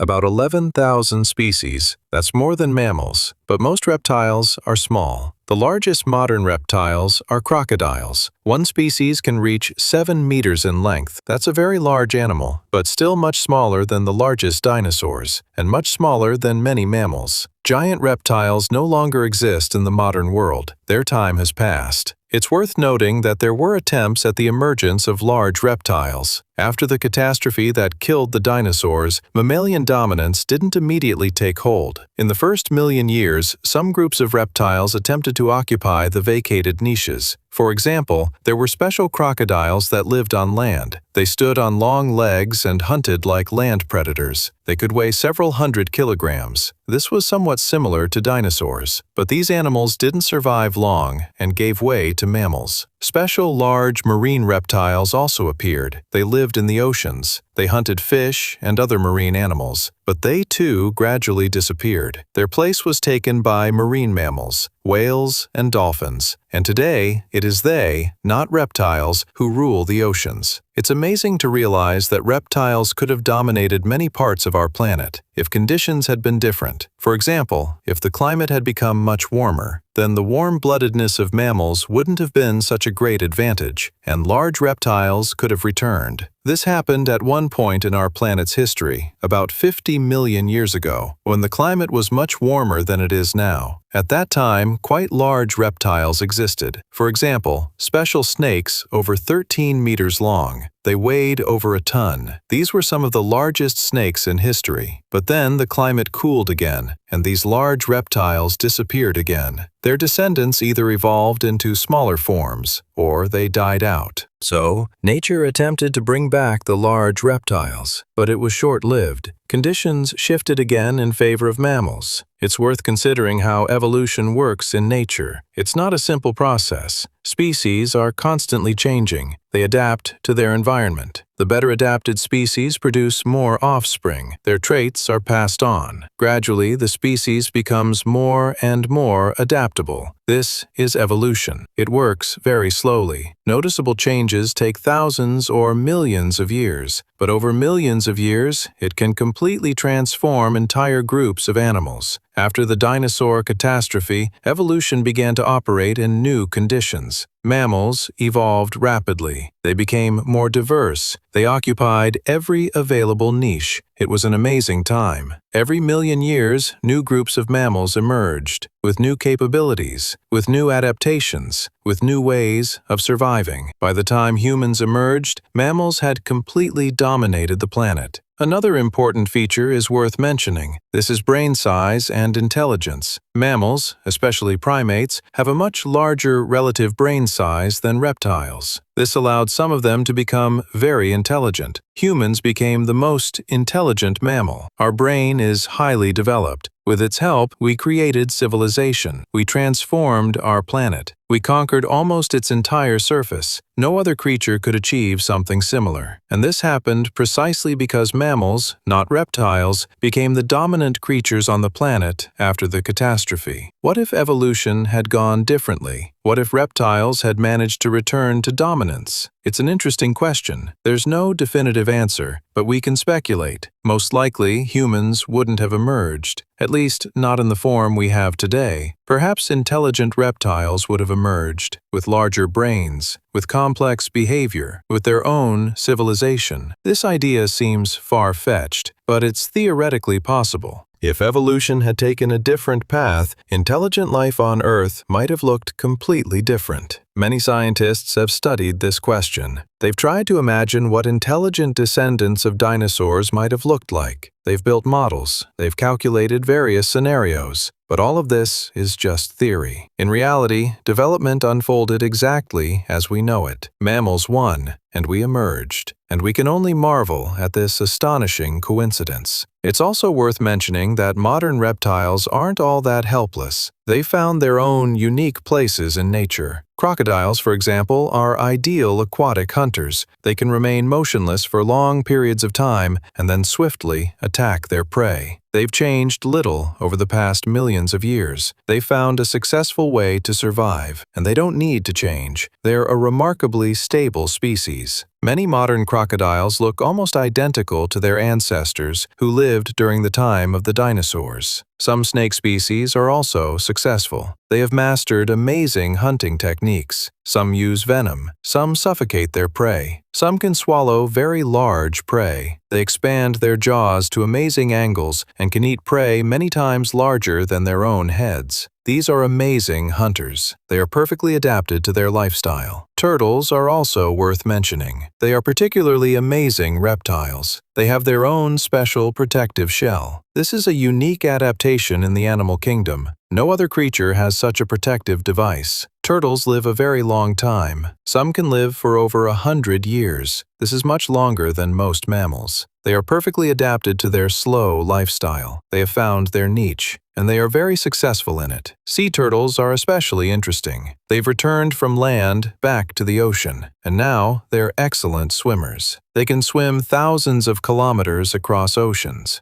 They find special beaches to lay their eggs, and they always return to the same beach where they were born. It's an amazing ability. No one knows exactly how they do it. Perhaps they use the planet's magnetic field. Perhaps they remember the smell of their beach. Perhaps something else. This is one of nature's mysteries that scientists have yet to unravel. It's worth considering the future of reptiles in our changing world. Unfortunately, many species are endangered. This is due to various factors: pollution, habitat destruction, climate change, poaching. All these factors affect reptile numbers, especially large and rare ones. For example, there are very few particularly large crocodiles left. They are often killed for their skins or due to conflicts with humans. Scientists and conservationists are working to preserve reptiles. Special reserves are being created. Breeding programs are being organized. Laws are being passed to protect rare species. This work is crucial. Every reptile species is part of our shared nature, part of our common heritage. We must preserve it. It's worth considering what will happen if our planet's climate changes significantly. Many scientists are now talking about global warming. If the planet becomes significantly warmer, this could shift the balance between different animal groups. Reptiles might regain their advantage. They'll be able to live in new, warmer places. They'll be able to grow larger. They'll become more active. On the other hand, many mammals find the heat very difficult. They could suffer from climate change. Of course, such changes occur very slowly. You can't see huge changes in a single human lifetime, but everything can change over thousands or millions of years. Perhaps in the very distant future, reptiles will again become a more numerous group. However, it's unlikely they will be able to fully compete with modern mammals. Their survival strategies are too different. And for too long, mammals have had the advantage. It's worth mentioning that modern science learns a lot from reptiles. Their unique adaptations intrigue biologists. For example, the ability of some lizards to regenerate their tails. If a lizard loses its tail, it grows a new one. It's an amazing ability. Scientists are studying it. They want to understand how it works. Perhaps in the future we will learn to regenerate our own tissues using a similar principle. This would be a huge advance in medicine. Snake venoms are also interesting. Some of them are the basis for important medicines. They are used to make preparations for various ailments, for example, for heart problems or for pain relief. Nature created these venoms millions of years ago, and now they help people. This is a fascinating aspect of the relationship between man and nature. It's worth considering the significance of the question of the second age of reptiles for our understanding of nature. It reveals just how random the development of life is. A single asteroid that struck Earth 66 million years ago completely changed the future of the entire planet. Without that asteroid, we might not exist. Dinosaurs would have continued to reign. Mammals would have remained tiny creatures in their shadow. And intelligent beings like us might not have existed. On the other hand, this story demonstrates life's amazing capacity for regeneration. After such a terrible catastrophe, nature was able to fully recover. A few million years later, the planet contained as many species as before, only they were different species. Life seemed to have rebooted itself and taken a new direction. This is a very optimistic thought. Nature is remarkably resilient. Even after the most terrible catastrophes, it can recover, albeit in a different form. It's also worth mentioning that humans are now the dominant species on the planet. We have transformed our planet like no other creature in history. We have built cities. We have destroyed forests. We have polluted the seas. We have created amazing technologies. And all of this has happened in a very short time, geologically speaking. Less than 1 million years ago, we were almost non-existent, and today, we are everywhere. This is an astonishing rate of development. No other group of animals has achieved anything like this, but with this position comes great responsibility. We must care for our planet, for all its inhabitants, including reptiles. We may be the only ones who can prevent new mass extinctions if we act wisely, if we protect nature, if we preserve the diversity of life. This is an enormous responsibility, and every generation must embrace it. It's worth considering what other paths life might have taken. If the asteroid disaster had never occurred on our planet, evolution would have proceeded much more slowly. The emergence of intelligent beings might have taken much longer, or not at all. Perhaps we should be grateful to that asteroid. Even though it killed millions of creatures, it also created the conditions for our emergence. It's a fascinating paradox of nature. From a terrible catastrophe, something new and amazing can be born. When you see a lizard in the sun or a crocodile at the zoo, remember this story. These creatures are the direct descendants of those who survived the great catastrophe. They represent ancient lineages that stretch back millions of years. They are living links to that distant past, when the planet was very different, when reptiles ruled the world, and when our tiny ancestors hid in their shadows, biding their time. These fascinating reflections reveal just how complex and fascinating the history of life on our planet is. Every creature has its own long history. Each is connected to millions of years of evolution. Each deserves our attention and respect. All of us, all living beings, are part of one great, amazing story. One that has been going on for billions of years,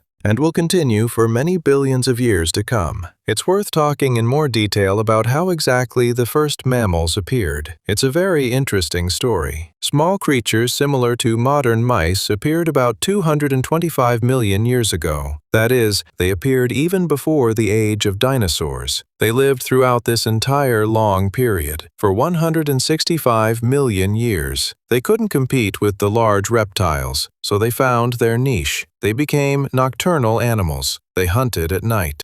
Capital cities. a country with another completely independent country within it. A country where you can see penguins, lions, and snow-capped mountains in a single day. A country where two vast oceans meet, each with its own character, temperature, and watercolor. This amazing land is called South Africa. It lies at the very edge of the vast African continent, bordered by two oceans, and holds more geographical surprises than anywhere else on the planet. Today, we'll tell you about the 20 most amazing geographical facts about this country, about places that capture the imagination of even the most seasoned travelers, about natural wonders that give birth to myths and legends, about phenomena that at first glance seem impossible but actually exist. If you love geography, get ready for a real journey that will make you want to buy a plane ticket and fly to the southernmost part of Africa. Let's start with a fact that surprises almost everyone for the first time. South Africa has 3 capital cities. It is the only country on the planet with such an unusual structure. Pretoria is the administrative capital, where the government sits and ministries are located. Cape Town is the legislative capital, where the country's parliament meets. And Bloemfontein is the judicial capital, where the Supreme Court of Appeal is located. This strange division arose from historical compromises when 4 separate colonies united into a single state at the beginning of the 20th century. To avoid offending any of the old capitals, politicians decided to divide the functions of the capital between the 3 cities. It has remained that way ever since. When foreign diplomats visit the country, they often get confused about which city they need to go to. Every time they need to go through some government procedure, officials and citizens make entire journeys between these 3 cities. Sometimes the distance between them exceeds 1,500 kilometers, which is longer than many European countries. The second surprising fact is that South Africa contains another completely independent country. This is the small mountain kingdom of Lesotho. If you look at a map, it looks like a huge blob right in the middle of its neighbor's territory. Lesotho is completely surrounded by South African lands on all sides. To get there from anywhere else in the world, you first need to fly to South Africa and then cross the border. Lesotho has its own government, its own army, its own flag, and its own currency. It is one of only 3 countries in the world completely surrounded by another country. The other 2 are the Vatican and San Marino, both within Italy. But Lesotho is dozens of times larger in area and population. Lesotho's inhabitants are primarily Basotho, and their culture is markedly different from that of the surrounding regions of South Africa. Despite its small size, the country has its own king and a well-developed system of traditional chieftains.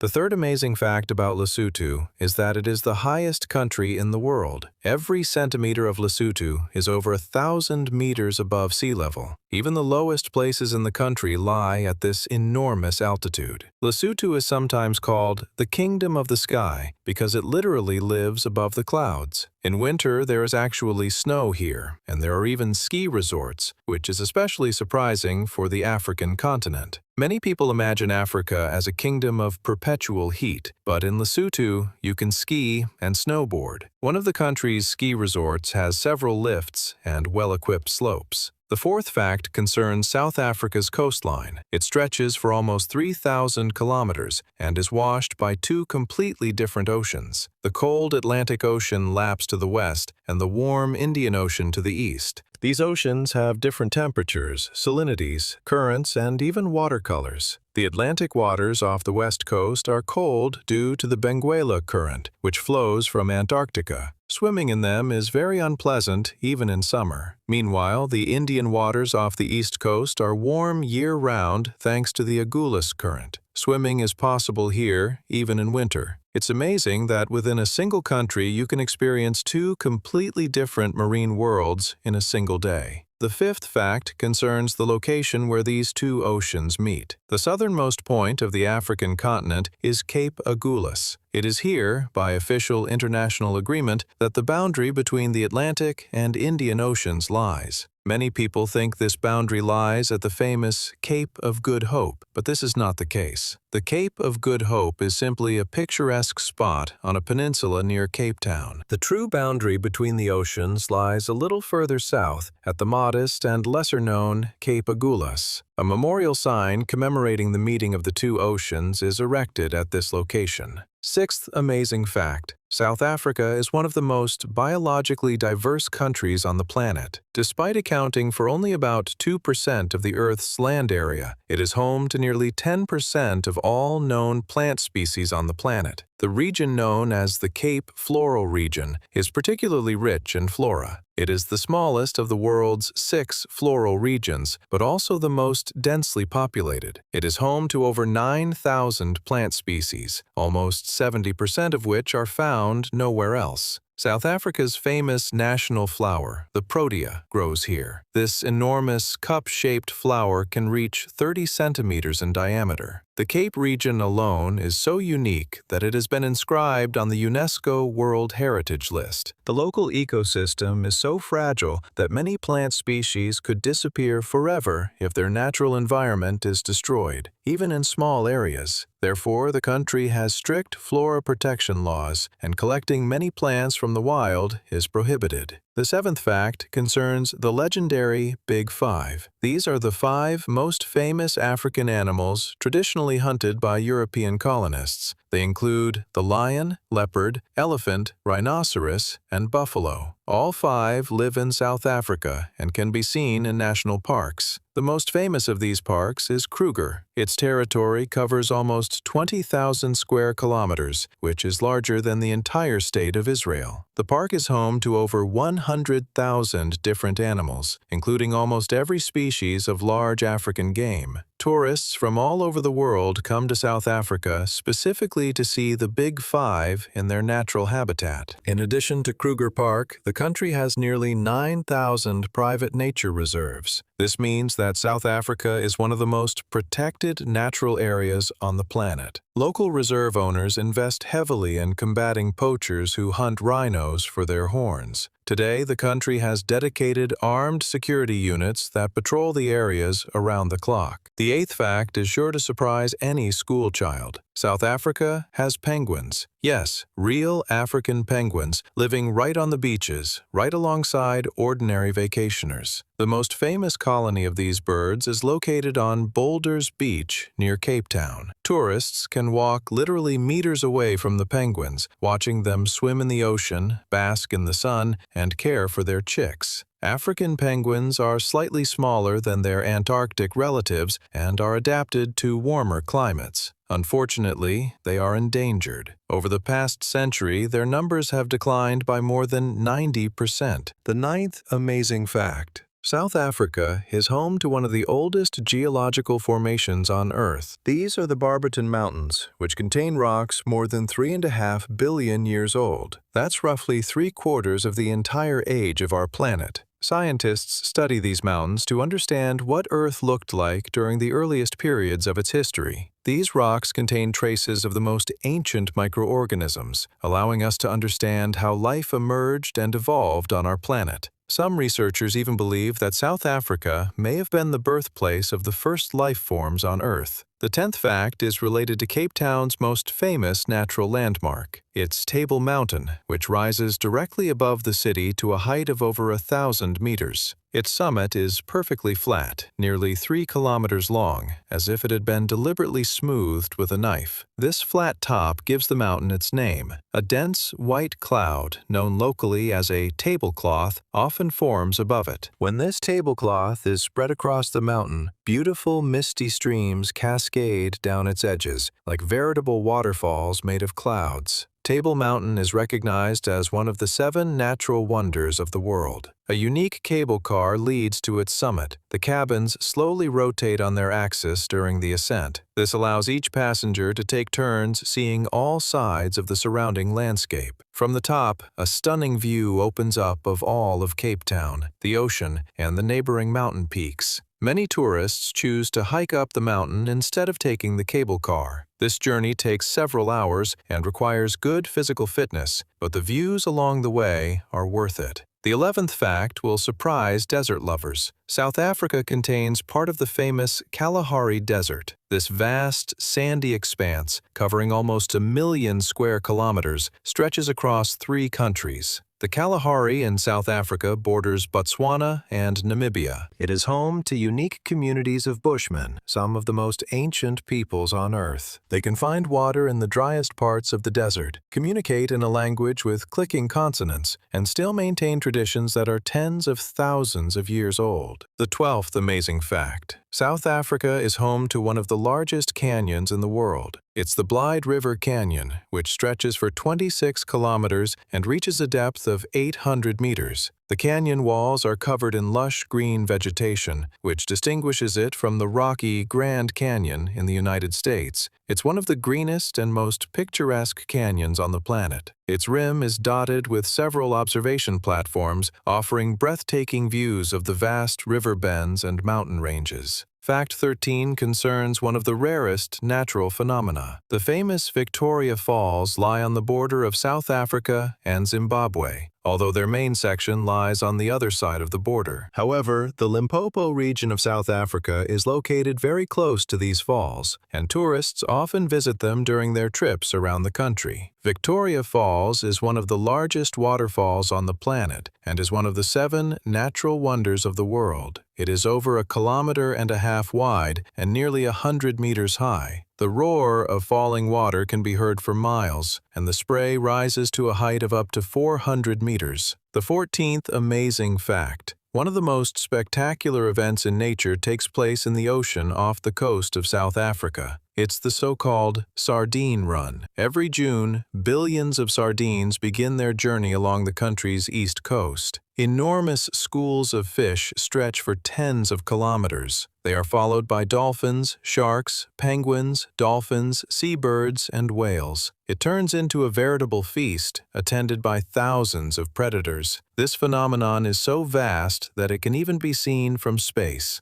Divers from all over the world come to South Africa specifically to swim in the heart of these enormous schools. Fact number 15 concerns the deepest mines on the planet. South Africa is home to the famous Mponeng gold mine, which is nearly 4 kilometers deep. To reach the lowest levels of the mine, miners must travel for over an hour in a special elevator. At such depths, the rock temperature reaches 60 degrees Celsius, and the miners work only with the help of powerful air conditioning systems. South Africa has long been one of the world's largest gold producers. Many of these mines were dug back in the 19th century when the country's gold rush began. It was around these gold deposits that the city of Johannesburg, today the country's largest city, grew. In addition to gold, South Africa is rich in platinum, diamonds, coal, iron ore, and many other minerals. The country contains approximately 80% of the world's platinum reserves and a significant portion of the world's diamond reserves. The famous Cullinan diamond, the largest gem-quality diamond ever discovered, was discovered in South Africa in 1905. Weighing over 3,000 carats, it was later used to create several of the largest cut diamonds in the world, which are now part of the British crown jewels. The 16th amazing fact. South Africa is home to the world's only natural lake, Lake Fundudzi. All other significant inland bodies of water in the country are artificial reservoirs built by humans. Lake Fundudzi is located in the Limpopo province in the far northeast of the country. Local tribes consider the lake sacred. According to legend, spirit crocodiles live there, and swimming in its waters is prohibited without special permission from the elders. Scientists confirm that crocodiles do indeed live in the lake, but there are, of course, no spirits there. Fact number 17 concerns one of the world's most famous craters. South Africa is home to the ancient Vredefort structure, formed approximately 2 billion years ago by the impact of a massive asteroid. This crater is approximately 300 kilometers in diameter, making it the largest and oldest confirmed impact crater on Earth. Today, it has been heavily eroded and is barely visible on the surface, but if you look at the area from space, you can discern distinctive circular patterns in the relief. It is listed as a UNESCO World Heritage Site as a unique geological site. The 18th amazing fact.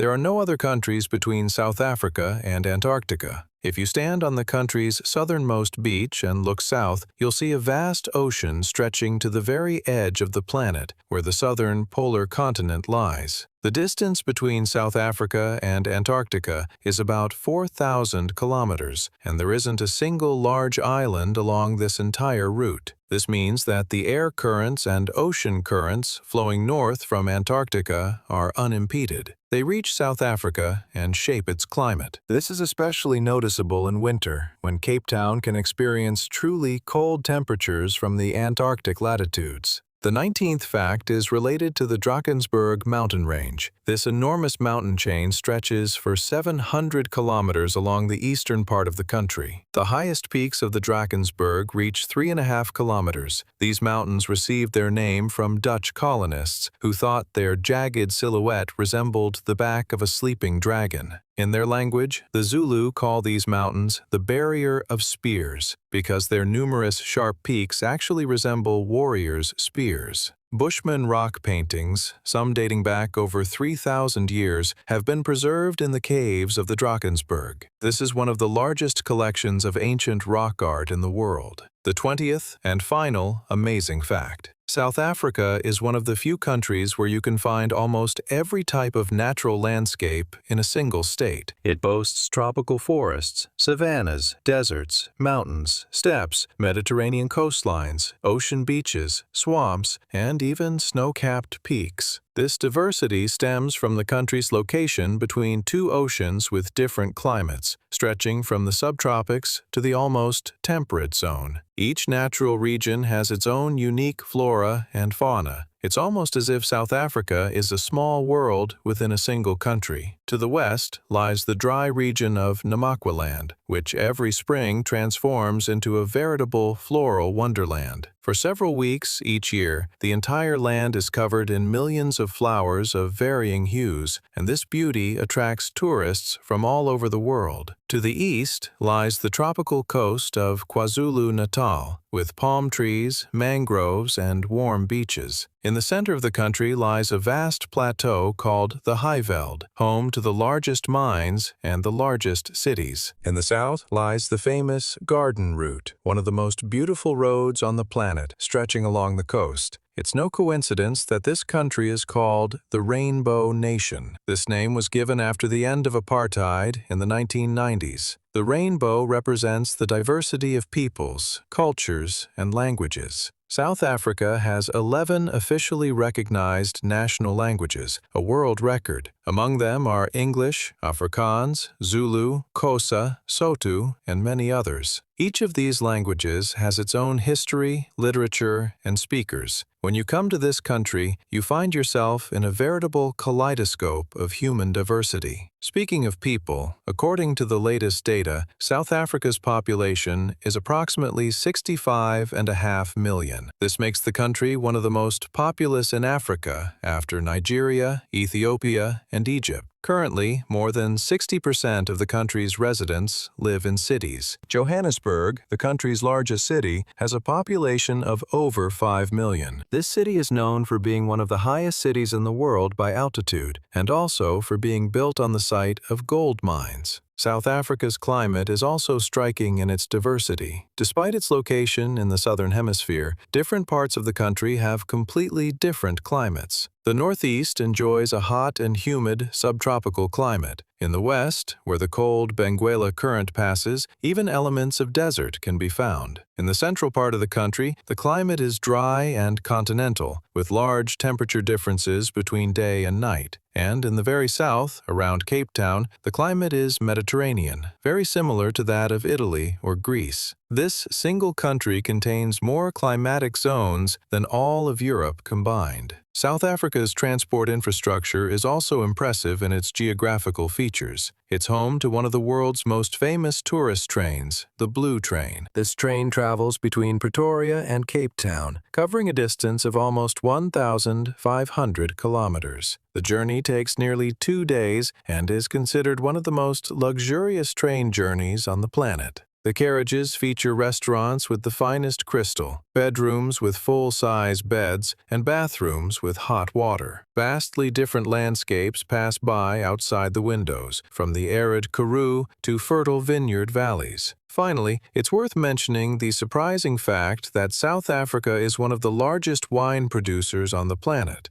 Winemaking has existed here since the 17th century, when the first Dutch settlers brought vines from Europe. Today, the country ranks 8th in the world in wine production. Most of the vineyards are located in the Cape Town area, in beautiful valleys with a warm Mediterranean climate. Many tourists come to the country specifically to visit wineries, sample local varieties, and enjoy the views of the mountains and ocean. The most famous wine region is the Stellenbosch Valley, home to hundreds of wineries with centuries-old histories. It produces red and white wines, many of which receive high awards at international competitions. One of the most unique grape varieties grown in South Africa is called Pinotage. This variety was developed by local breeders in the early 20th century and is found nowhere else in the world. South Africa is a country where geography truly plays a special role. Each of its regions has its own unique nature, history, and character. Each of its landmarks is a small wonder of the world, capable of surprising even the most seasoned traveler. From penguins on the beaches of Cape Town to the snow-capped peaks of the Drakensberg Mountains, from the smooth summit of Table Mountain to ancient Bushman cave paintings, from the meeting of two oceans at Cape Agulhas to the deepest mines on the planet near Johannesburg. This country contains so much that you can spend a lifetime exploring and discover something new every year. If you love geography, nature, history, and culture, be sure to visit South Africa someday. It's a trip that will forever remain etched in your memory as one of the most memorable of your life. And remember, as the locals say, in this country, at every kilometer, something amazing awaits you around.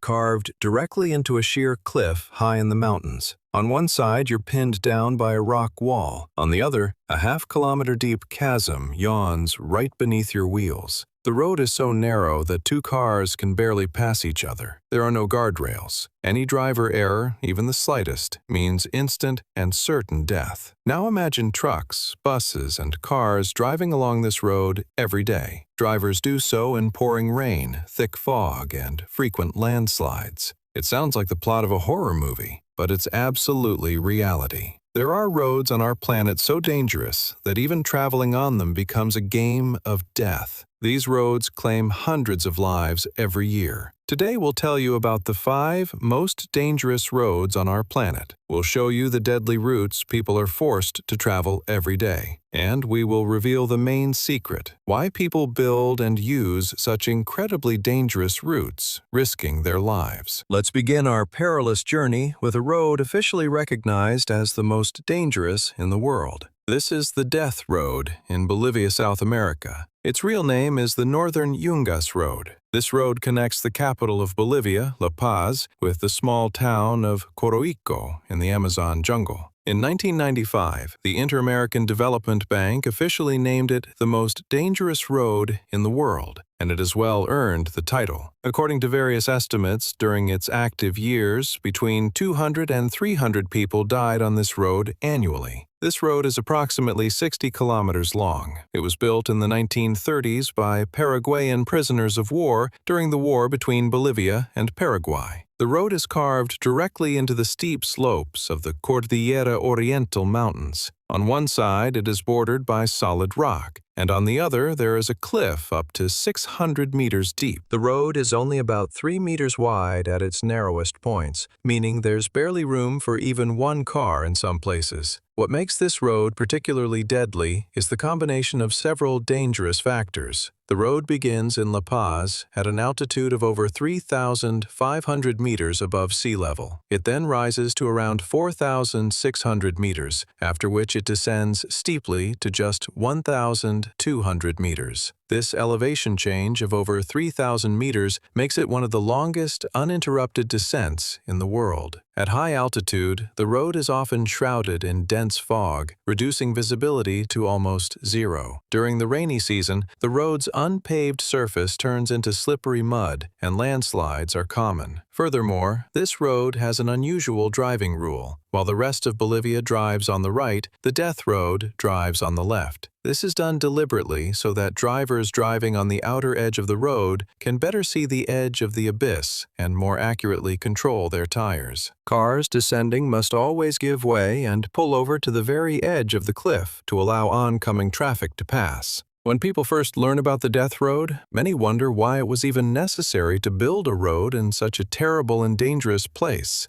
Various theories have surfaced. Some believe the road was built there out of malice or stupidity. Others believe there's a curse on the road, causing so many accidents. Legends even arose about the ghosts of dead drivers, supposedly appearing to travelers in the fog. The reality is much more prosaic. The road was built in this location simply because there was no other route through these inaccessible mountains from the capital to the Amazon region. Bolivia vitally needed a connection between its high-altitude capital and the fertile lowlands, where agricultural goods came from. Engineers of the time had neither modern technology nor large sums of money. They built the road where they could, through some of the most challenging mountain terrain on the planet. The high number of accidents isn't due to mysticism, but to quite understandable causes: a narrow road, a lack of guardrails, poor visibility, slippery surfaces, and human error. Fortunately, in 2006, the Bolivian government built a new, modern, and much safer road bypassing the most dangerous section. Today, the old Death Road is used primarily by tourists on bicycles seeking a thrill. The transformation of Death Road into a tourist attraction is a remarkable story in itself. After a new, safer route opened, the old road became almost deserted. Then, enterprising people came up with the idea of capitalizing on its sinister reputation. Today, thousands of mountain bikers descend Death Road. The route begins high in the cold mountains and ends below in the warm jungle, making the descent quite spectacular. Tourists receive unforgettable experiences and photographs, and at the end, they receive T-shirts with the slogan, "I survived the most dangerous road in the world." However, even as a tourist attraction, this road remains deadly. In recent years, more than a dozen cyclists have died here. Many of them were inexperienced tourists who underestimated the danger or lost control on the steep descent. Crosses and small monuments mark the places where people died along the road. These sad reminders stretch along the entire route, constantly reminding travelers that this road does not forgive carelessness. Local drivers who have traveled this road for decades tell chilling stories of buses and trucks full of people falling into the abyss, leaving no one rescued. The second road on our list is located high in the mountains of Asia. This is the famous Karakoram Highway, which connects Pakistan and China. It is one of the highest international roads on the planet. At its highest point, it rises to an altitude of over 4,700 meters above sea level. This highway is approximately 1,300 kilometers long. The road passes through the majestic but deadly Karakoram and Himalaya mountain ranges. The construction of this road was a true engineering feat and simultaneously a tremendous tragedy. The highway was built over approximately 20 years, from the 1960s to the 1980s. During its construction, more than 1,000 workers from Pakistan and China died. It is estimated that for every kilometer of this road, approximately one human life was lost during its construction. People perished from landslides, rock falls, falls from heights, and the harsh working conditions in the thin mountain air. The Karakoram Highway is dangerous for many reasons. At such a high altitude, the weather is extremely unpredictable and can change in minutes. In winter, the road is often closed for extended periods due to heavy snowfalls. But even when the skies are clear, the road is constantly threatened by landslides and rock falls. Massive masses of rocks and mud can collapse at any moment, burying vehicles or completely blocking access. Furthermore, due to the extreme altitude, drivers and passengers often experience altitude sickness. This condition, caused by lack of oxygen, leads to dizziness, shortness of breath, and severe headaches. Driving on the narrow mountain road becomes especially dangerous in this condition. After the highway opened to public use, another 1,000 people died on it. Despite all this, the road is a vital transport artery between the two countries and is used for both trade and tourism. The views of snow-capped mountain peaks from this highway are considered some of the most beautiful on the planet. The section near Lake Atabat on the Karakoram Highway poses a particular danger. In 2010, a massive landslide occurred in this area, blocking the river and creating a huge lake. Part of the highway was completely submerged. For several years, people had to cross the lake by boat, unloading goods and even dismantled cars. Only later did Chinese engineers build a series of tunnels to bypass the flooded section. This incident clearly demonstrates how unpredictable and dangerous this terrain is. Nature itself constantly attempts to destroy the road that people painstakingly built through the mountains. Every spring, when the snow melts, mud flows descend the slopes. Every winter, the road is buried under snow. And every year, road crews have to clear and restore the sections of highway destroyed by the elements. Despite this, the Karakoram Highway remains a vital link connecting China with Pakistan and beyond to other countries in the region. The third road on our list is perhaps the most incredible feat of engineering of all. It's the Guoliang Tunnel in China, cut straight through a mountain in the Taihang Mountains. The story of this tunnel's creation is both astonishing and tragic. Until the 1970s, the small village of Guoliang was almost completely cut off from the outside world. Situated in a mountain valley, accessible only by a narrow and dangerous path carved into the rock. This path was so steep and dangerous that many villagers never set foot outside their homes. When someone fell ill, they often couldn't reach a doctor in time. Tired of this isolation, the villagers made a desperate decision. In 1972, a group of 13 local villagers began to manually carve a tunnel through the solid mountain rock. They had no modern technology or engineering training, only simple hammers, chisels, and incredible tenacity. The residents of Guoliang worked on this tunnel for 5 years. They sold some of their livestock and property to buy tools and explosives. Several people died during the construction from falls and accidents. But in 1977, their titanic labor was completed. A tunnel nearly 1 kilometer long was finally dug through the mountain. Today, this tunnel is one of the most unusual roads on our planet. It is only about 5 meters high and about 4 meters wide. The tunnel winds inside the mountain, and about 30 windows have been cut along its walls, letting in light and offering breathtaking views of the abyss beyond.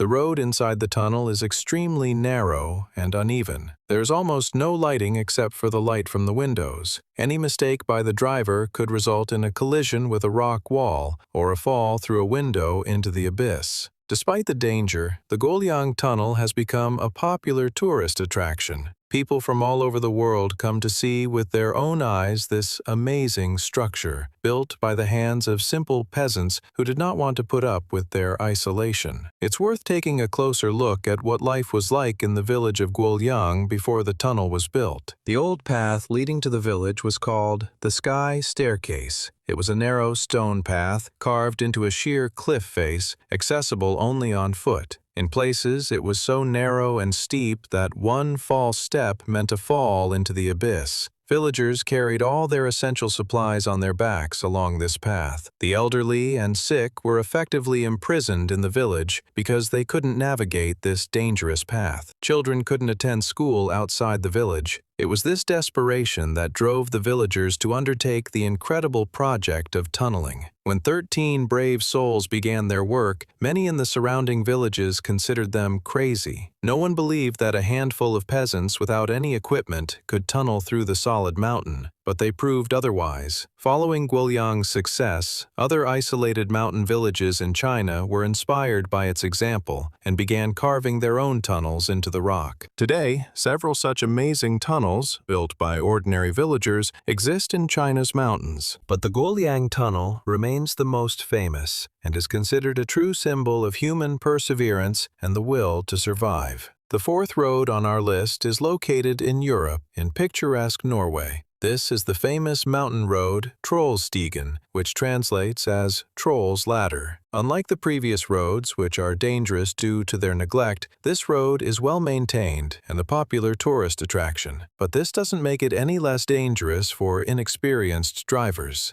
Trollstigen was built in the 1930s and took about 8 years to complete. It is a serpentine road that climbs steeply up a mountainside. In a relatively short section, the road makes 11 hairpin turns, winding up a nearly vertical mountain. The road is very steep, and the turns themselves are so sharp that long cars and buses have to perform complex maneuvers to navigate them. Waterfalls cascade down the mountainside along the road, their spray splashing onto the road surface, making it slippery. The road is open only during the summer months, as it becomes completely impassable in winter due to snow and ice. Even in summer, this road can suddenly become shrouded in dense fog, reducing visibility to near zero. Despite the danger, the views of the mountains, waterfalls, and fjords from this road are among the most beautiful in Norway, attracting hundreds of thousands of tourists each year. Interestingly, the name of the Trollstigen Road is connected to Norse mythology. According to ancient Norwegian legends, these rugged mountains were home to trolls, huge and dangerous mythical creatures that turned to stone in daylight. Locals have long associated the many bizarre rock formations along the road with these mythical creatures. The road was constructed with great difficulty. Workers had to manually cut the roadbed out of solid rock on a steep mountainside. Each of the 11 hairpin turns has its own name, most often named after the foreman who oversaw its construction. At the very top of the road, there is an observation deck jutting directly over the abyss. It offers breathtaking views of the winding road below and the famous Stigfossen waterfall, which plunges from a height of over 300 meters. Despite its danger, Trollstigen is one of Norway's main tourist attractions, but local authorities take safety seriously. At the slightest risk of a rockfall or deteriorating weather, the road is immediately closed to traffic. In recent years, due to the increasing frequency of rockfalls, authorities have even considered temporarily closing the road to ensure the safety of tourists. The fifth and final road on our list takes us to the far north of our planet, to Alaska in the United States. This is the Dalton Highway, one of the harshest and most isolated roads in the world. It's approximately 660 kilometers long. Built in the 1970s to service oil fields on the shores of the Arctic Ocean, the Dalton Highway passes through some of the wildest and most desolate places on our planet. Along its entire length, there are only a few tiny settlements and gas stations. For hundreds of kilometers, there are no hospitals, auto repair shops, or stores. If something happens to your car on this road, you could be waiting a very long time for help. Much of the road is gravel, not asphalt. The huge trucks that transport cargo to the oil fields kick up clouds of dust and rocks that can shatter the windshield of an oncoming car. The main danger of the Dalton Highway is its extreme climate and complete isolation. In winter, temperatures here drop to minus 40 degrees Celsius, sometimes to minus 50 degrees Celsius. The road becomes covered in snow and ice. Sudden snowstorms can completely obscure a driver's visibility. If a vehicle breaks down or gets stuck in the snow in such weather, the driver risks freezing to death before help arrives. The road passes through the Arctic Circle and through harsh mountain passes. Getting lost or in trouble is very easy, and getting out is very difficult. Because of all these dangers, drivers traveling the Dalton Highway must carry extra food, water, warm clothing, extra fuel, and spare tires. The road has become famous thanks to television shows about long-haul truckers who risk their lives delivering cargo through these icy wastes. Despite its dangers, the Dalton Highway remains a vital route for Alaska's oil industry. Truckers who work this road are considered some of the bravest drivers in the world. They spend long hours behind the wheel, completely alone, traversing hundreds of kilometers of icy wilderness.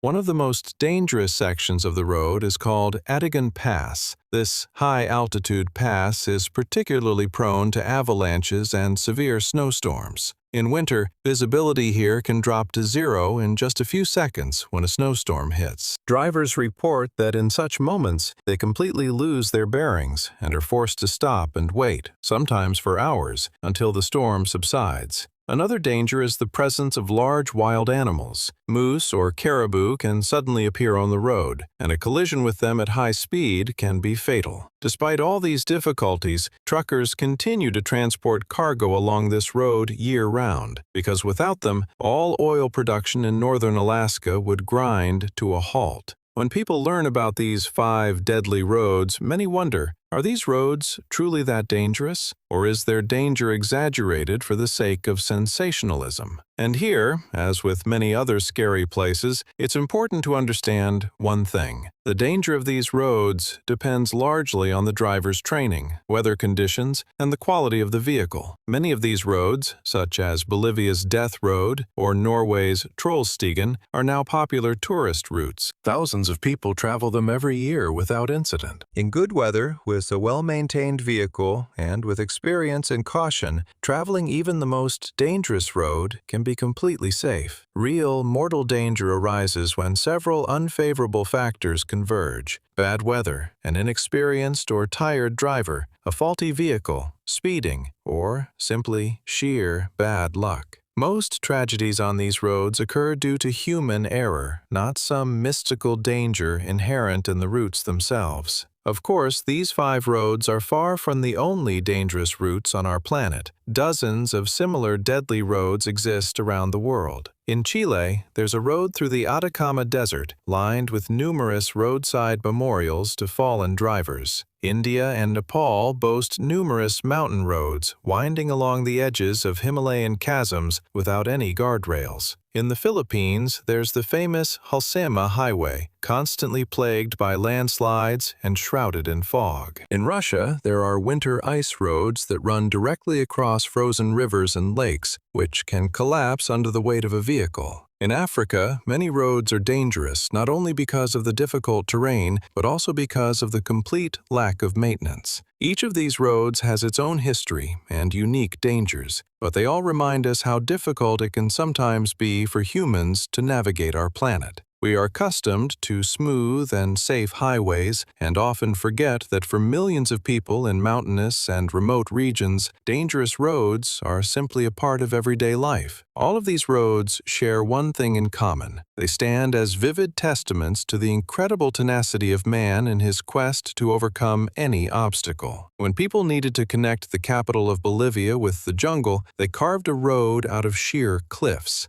When they needed to connect Pakistan with China, they built highways through the world's highest mountains, costing thousands of lives. When the inhabitants of a tiny Chinese village grew tired of their isolation, they hand-hewed a tunnel through an entire mountain. When Alaska needed oil, they built a road through the icy polar desert. Each of these roads is a monument to human will, ingenuity, and sometimes sheer courage. People built these routes not out of a good life, but because they simply had no other choice. They needed to connect distant points on the map to survive, trade, and develop. Perhaps the most important lesson of all these dangerous roads is that human civilization is largely built on the ability of people to overcome the most incredible natural obstacles. Mountains, chasms, deserts, and icy expanses have separated people for millennia, and each time, people have found a way to overcome these obstacles, building roads where it seemed absolutely impossible. Sometimes these roads cost enormous sacrifices. Sometimes they remained deadly dangerous for decades. But they connected people, giving them the opportunity to trade, travel, and communicate with one another. And herein, perhaps, lies the main paradox of the most dangerous roads on our planet. They simultaneously bring death and give life. They frighten us with their danger and admire the courage of those who built them. And the next time you drive on an ordinary, smooth, and safe road, remember the price people sometimes pay for simply getting from one point to another. And that somewhere right now, along the edge of a sheer precipice, someone's car is carefully moving, the driver of which is holding the steering wheel tightly and praying that he will reach the end of his dangerous journey.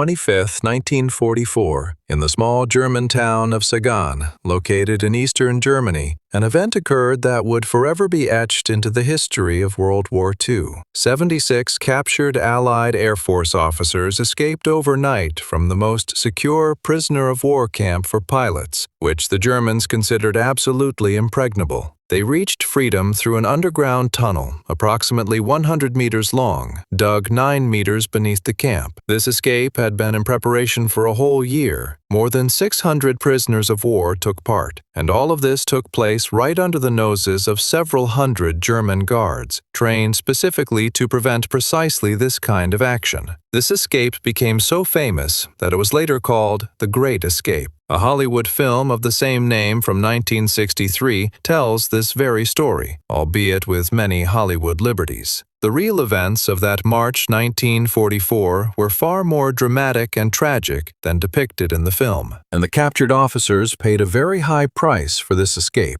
Today we'll tell you about the most famous and most incredible escape in the history of World War II. We'll show you how one man, suffering from claustrophobia, organized the digging of 3 enormous underground tunnels, and we'll reveal the main secret, why this attempt by captured soldiers to break free ended in one of Nazi Germany's most heinous war crimes. To understand what Stalag Luft 3 was, one must first understand how the Germans treated captured Allied pilots during World War II. The German Air Force, known as the Luftwaffe, considered itself a special caste within the entire German military. They respected other pilots, even if those pilots served in enemy armies. Therefore, captured British, American, and other Allied pilots were usually sent to special camps that reported directly to Luftwaffe command. These camps were called Stalag Luft, which translates as air camp. Stalag Luft 3 was built in 1942. It was located in a dense pine forest near the small town of Zagan in eastern Germany. Today, this town is in Poland and is called Żagań. The camp occupied a vast area of approximately 60 hectares. This was roughly the size of 100 football fields. The camp was divided into several separate sectors. The most important of these was the so-called Northern Sector. It was here that the best captured Allied air officers were held, and it was from here that the famous escape took place. A unique feature of Stalag Luft 3 was that the Germans had specifically designed it to be impenetrable. They had learned from all the previous escapes from other camps and tried to eliminate the possibility of repeating the same mistakes. First and foremost, the camp was surrounded by 2 rows of barbed wire. Between the rows was a narrow zone, manned around the clock by guards with dogs. Any prisoner who crossed the line closest to the inner side of the fence was subject to lethal fire without warning. Tall watchtowers with searchlights and machine guns stood along the entire perimeter of the camp. These searchlights continuously illuminated the area at night. Any moving object within the camp was instantly caught in their light.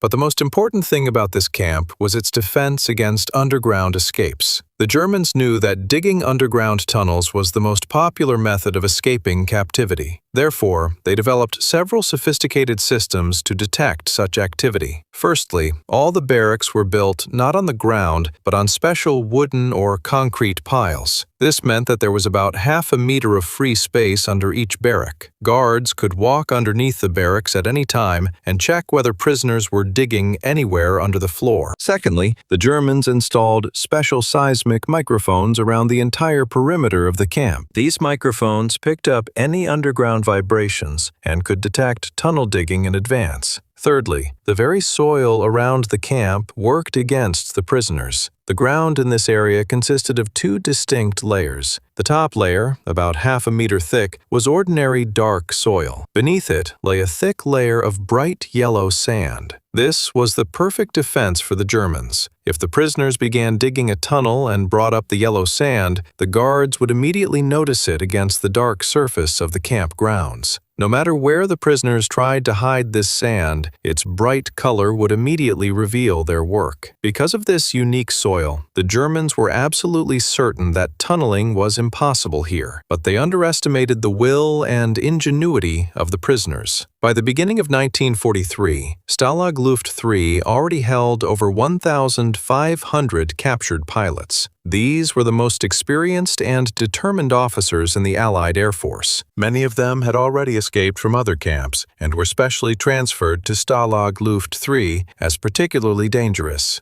Among these prisoners was one man who turned out to be the most unlikely figure in this entire story. His name was Roger Bushell. He was of South African descent, born in a small mining town in South Africa in 1910. From the age of 13, he studied at prestigious schools in England. Bushell received a law degree from Cambridge, and at the beginning of the war became a pilot in the Royal Air Force. He commanded a squadron of the famous Spitfires and shot down many German planes. In 1940, his own plane was shot down over France during the evacuation of Allied troops from Dunkirk. He was subsequently captured by the Germans. Bushell was a very charismatic and energetic man. He spoke several languages fluently, including German, French, and Spanish. This gave him a huge advantage in escaping. By the time he was transferred to Stalag Luft 3, he had already made 2 escape attempts from other camps. Both attempts ended in failure, and each time he was harshly punished and transferred to a new camp. The most striking thing about Bushell was that he suffered from severe claustrophobia. That is, he was incredibly afraid of enclosed, dark spaces. This seemed an utterly impossible combination for a man who was about to become the chief organizer of the digging of long underground tunnels. He himself admitted to his comrades that sometimes the mere thought of a cramped, dark space made him ill. But Bushell overcame his fear. He understood that escape was the only way to continue the fight against Nazi Germany, and he was prepared to make any sacrifice, including overcoming his own deep psychological problems. When news of a mass escape being planned at Stalag Luft 3 began circulating among the prisoners, rumors and speculations arose within the camp and among the German guards. Some guards joked that the captured pilots were attempting to dig an underground passage to England. Others believed the prisoners had some secret plan to hijack one of the guard trucks. Theories circulated that the British were preparing an airborne operation to free the prisoners using paratroopers. Some believed the prisoners possessed a secret radio transmitter, using it to coordinate some complex international plan.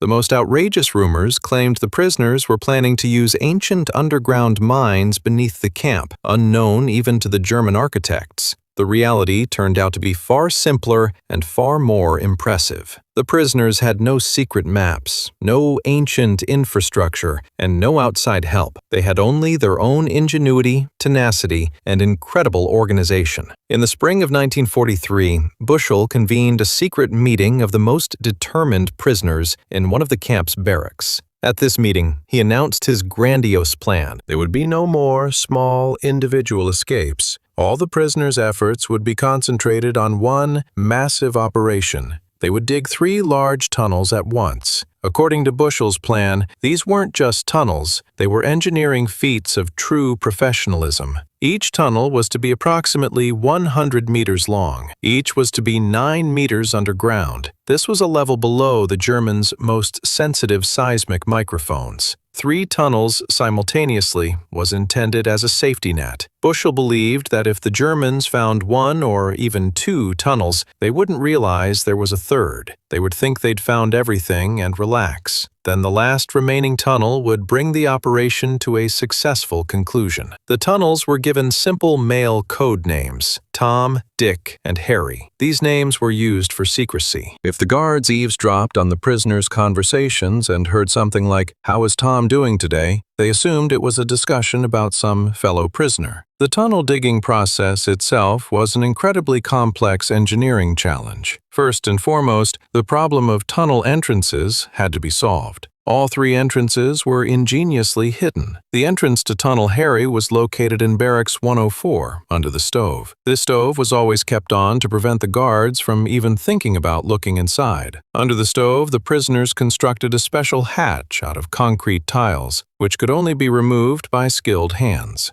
The entrance to Tunnel Tom was in the corner of one of the barracks, in a very narrow space that looked like an ordinary corner of a room. The entrance to Tunnel Dick was in the floor of the shower room, under one of the drains. Tunnel Dick had the most ingenious concealment of all. Since it began in the shower room, any sounds of digging or movement within could be explained away as the normal running of the plumbing. Once the entrances were prepared, the actual digging began. Each tunnel had 3 rooms. At the very beginning was the so-called head, from where the actual work took place. In the middle was a temporary storage area for tools and a rest area for the diggers. And at the very end was the so-called work area, where the real work took place. Digging the tunnels was incredibly difficult and dangerous. At a depth of 9 meters, there was very little air. The prisoners had to devise a complex ventilation system using homemade bellows and tubes fashioned from tin cans. At a depth of 9 meters, it was also extremely dark. The prisoners used grease lamps, which they fashioned from whatever materials were available. When they managed to steal electrical wires from the Germans, they connected their lamps directly to the camp's own electrical system. Reinforcing the tunnel walls was especially challenging. The local sand constantly crumbled, and any careless movement could cause the entire underground passage to collapse. The prisoners used wooden planks from their own bunks to reinforce the walls. They removed 1 or 2 planks from each bunk, gradually accumulating material for several hundred meters of tunnel. When the Germans saw bunks constantly breaking in one barracks, the prisoners blamed the poor quality of the wood. The biggest problem was the yellow sand, which constantly needed to be disposed of. Up to several hundred kilograms of this sand were mined from the tunnels every day. Where to hide it? The prisoners came up with an ingenious solution. They sewed special canvas bags that they carried under their trouser legs. These bags had special strings that the prisoner could use to discreetly open the bottom flap. As they walked through the camp grounds, they gradually poured the yellow sand from the bags directly onto the ground. Immediately afterward, they firmly trampled the sand into the ordinary dark earth. In this way, several dozen prisoners could distribute many kilograms of sand throughout the camp in a single day. This system was so effective that the guards went unnoticed for a long time. The prisoners also used special hiding places under the floors of the barracks, in small flower beds, under the camp theater stage, and in dozens of other places. Every cubic meter of earth excavated from the tunnels had to go somewhere, and during their work the prisoners distributed several thousand cubic meters of yellow sand throughout the camp. Some of the key players in this incredible operation deserve special mention. The chief engineer designing and digging the tunnels was a Canadian pilot named Wallace Floody.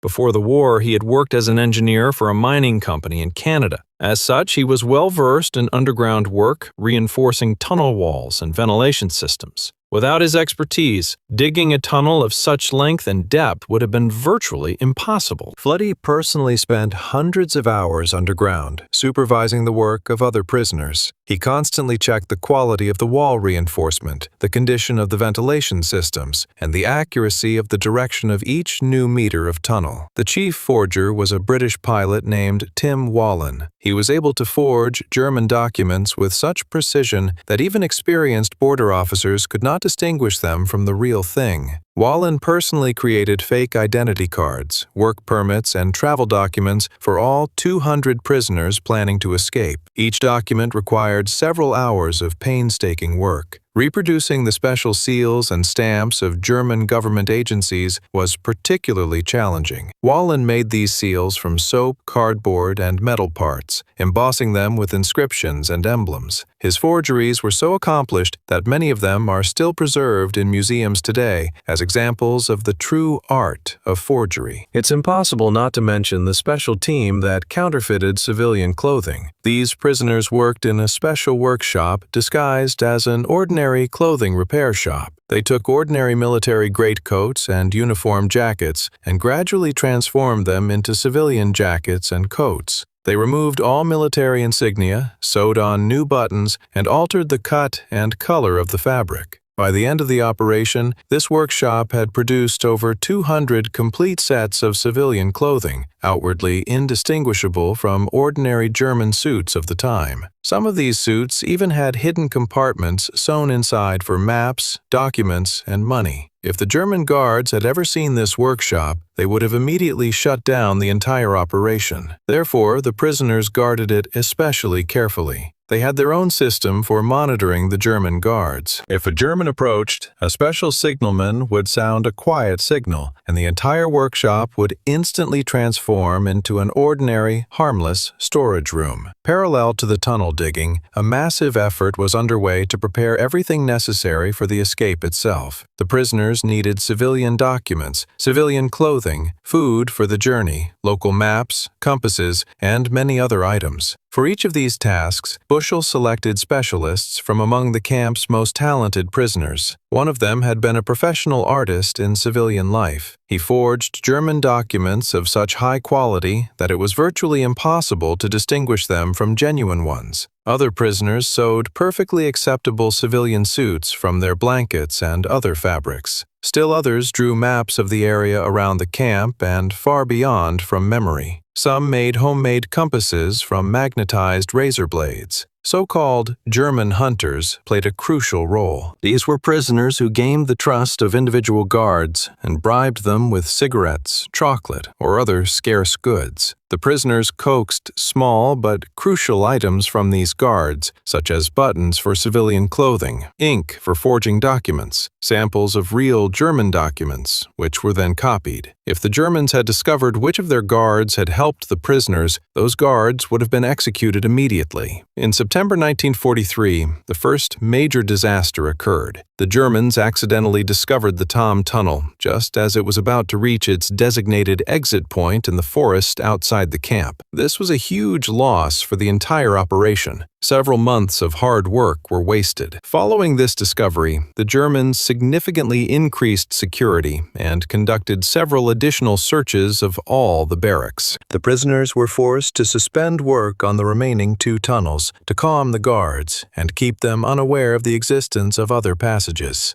A few months later, Bushell decided to abandon the Dick Tunnel entirely and concentrate all remaining efforts on the Gary Tunnel. The Dick Tunnel became a storage facility for sand and tools from the Gary Tunnel. By early March 1944, the Gary Tunnel was finally complete. It was approximately 102 meters long and about 9 meters deep. Inside, it was equipped with its own lighting system, ventilation, and even a simple wooden cart on rails for transporting people and goods through the tunnel. The escape date was set for March 24, 1944. Bushell chose this date specifically for several reasons. First, it was a moonless night, significantly reducing visibility for the German guards. Second, the tunnel would be completely finished by this point. And third, the weather was expected to be cold, but without heavy snowfall. The plan was for 200 of the most select prisoners to pass through the tunnel. They were divided into several groups. The first 30 were called the Serenaders. They had the best chance of a successful escape. They spoke several foreign languages, had the best forged documents, and were to immediately board passenger trains and travel as far away from the camp as possible. The remaining 170 men were divided into groups that were to exit the tunnel as soon as possible. Their tasks were simpler. They were simply to make their way on foot through German territory toward neutral countries or the front lines.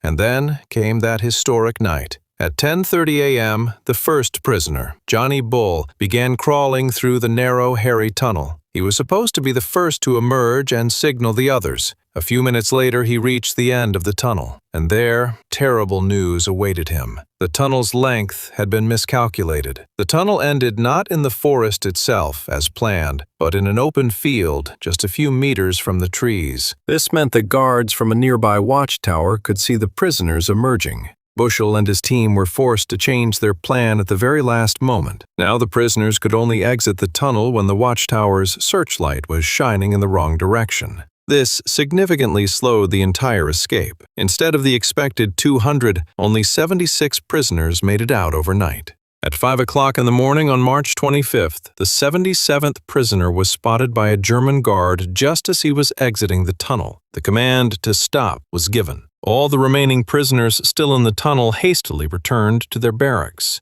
The alarm had been raised. The Great Escape was over.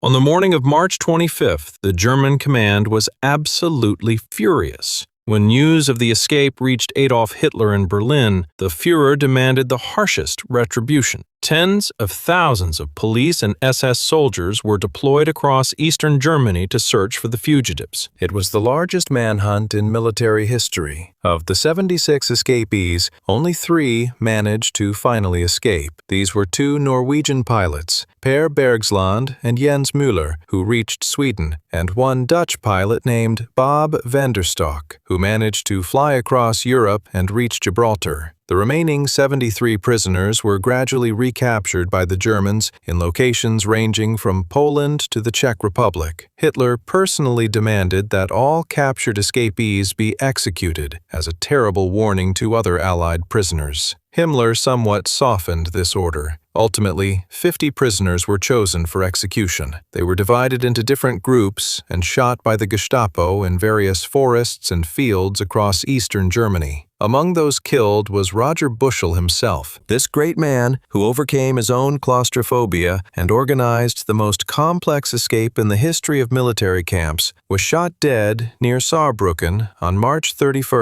1944, along with one of his closest comrades. The execution of 50 Allied officers was one of Nazi Germany's most heinous war crimes against the Western Allies. According to all international military treaties, prisoners had the right to attempt escape. Punishment for attempting to escape was limited to extended solitary confinement. No execution was provided for this. Hitler's Germany openly violated the Geneva Convention on Prisoners of War. After the war, several Gestapo officers who had personally participated in the executions were found and sentenced to death by Allied military tribunals. But many other perpetrators of this crime managed to escape or evade justice. The story of the Great Escape from Stalag Luft III has forever remained a symbol of the courage and resistance of Allied airmen against Nazi tyranny. And perhaps the most important lesson of this story is that even in the most hopeless conditions, even under the barbed wire of the most guarded camp in the world, the human spirit can find a way to continue the fight. The 76 airmen who crawled out of Harry's tunnel one by one on that cold March night in 1944 knew the potential consequences. They took enormous risks for the sake of freedom and struggle. 50 of them paid with their lives, but their escape will forever go down in history as one of the most powerful symbols of human will against tyranny. And when someone talks about the Great Escape today, they're not just talking about those 102 meters of underground tunnel. They're talking about 102 meters of hope, ingenuity, and the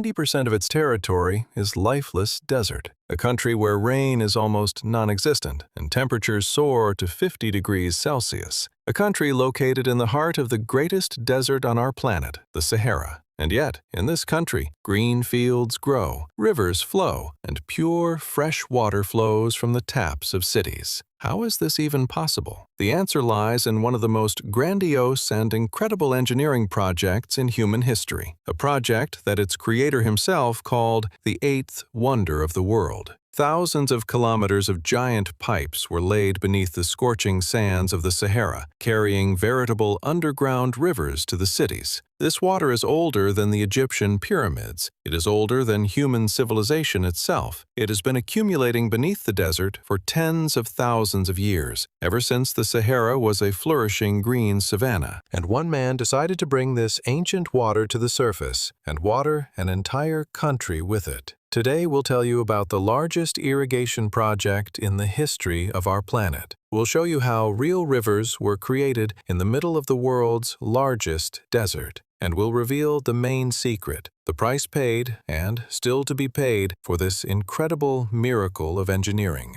To understand the enormity of this project, we must first understand Libya. It is a country in North Africa, on the Mediterranean coast. Its area is vast, but almost all of it is the lifeless Sahara Desert. More than 90% of Libya's territory is covered by sand. Libya is one of the driest countries on the planet. Rainfall is extremely low, and there are no permanent surface rivers at all. Almost the entire population of the country, approximately 6 million people, is crammed onto a narrow strip of land along the Mediterranean coast, where there is at least some water. The country's main cities, the capital, Tripoli, and the second largest city, Benghazi, have always suffered from a shortage of fresh water. For centuries, coastal residents pumped water from underground springs near the coast. But the larger the population, the more these springs became depleted. The water became increasingly salty as seawater seeped in to replace the fresh water pumped out. The country was on the brink of a real water crisis. But beneath the endless sands of southern Libya lay a true treasure, long unsuspected. This treasure was far more valuable than oil. it was water. In the 1950s, geologists were searching for oil deposits in the Libyan desert. They drilled deep wells into the sands near the Kufra oasis in the southeast of the country. And then, instead of oil, they stumbled upon something completely unexpected. Deep beneath the desert, they discovered colossal reserves of fresh water. At first, no one understood the scale of this discovery, but further research revealed that this was only a small part of a gigantic underground reservoir. This reservoir became known as the Nubian Sandstone Aquifer. It is the world's largest underground reservoir of fossil water. It extends beneath the territories of 4 countries: Libya, Egypt, Chad, and Sudan. Its area is over 2 million square kilometers, and its water reserves are estimated at approximately 150,000 cubic kilometers. It is truly an underground ocean, hidden beneath the greatest desert on our planet. Where did this water come from beneath the scorching sands of the Sahara? It's one of the most astonishing parts of the story. The Sahara wasn't always a lifeless desert. Geological research has shown that many thousands of years ago, where today's desert is today, there was a thriving green savanna. Here, full-flowing rivers flowed, lakes splashed, dense forests grew, and herds of animals grazed. It was a completely different world. And in that distant era, when the Sahara was green, rainwater gradually seeped through the sand and accumulated in deep layers of sandstone underground. This water accumulated there for tens of thousands of years. Scientists estimate this water to be between 35 and 40,000 years old, and some of it may be as old as 1,000,000 years ago. Then, the climate changed. The savanna turned into a desert, and the rivers and lakes disappeared from the surface. But vast reserves of water remain deep underground, trapped in sandstone. Scientists call this water fossil water. Just as oil is a fossil fuel, this water is a fossil resource, and it has one very important characteristic, which we'll return to later. This water is not replenished. Modern rainfall in the Sahara does not replenish this reserve. This means it is a finite resource that may one day run out. The history of the Green Sahara is truly astonishing. Scientists have determined that approximately 9 to 4,000 years ago, the site of today's desert was humid and lush with vegetation. This period is known as the African Humid Period. Back then, full-flowing rivers flowed through the Sahara, and vast lakes lapped where today's sands are. Elephants, giraffes, hippos, and crocodiles lived here. Tribes of herders and hunters roamed these lands. Ancient rock paintings depicting people swimming in water and herds of domesticated animals have survived to this day on the rocks deep in the Sahara. These paintings provide direct evidence that this was once a very different, vibrant land. Then, about 5,000 years ago, the climate gradually began to change. The rains stopped, the vegetation died, the lakes and rivers dried up, and the thriving savanna turned into the largest desert on our planet. But all that water that accumulated underground during the Green Sahara era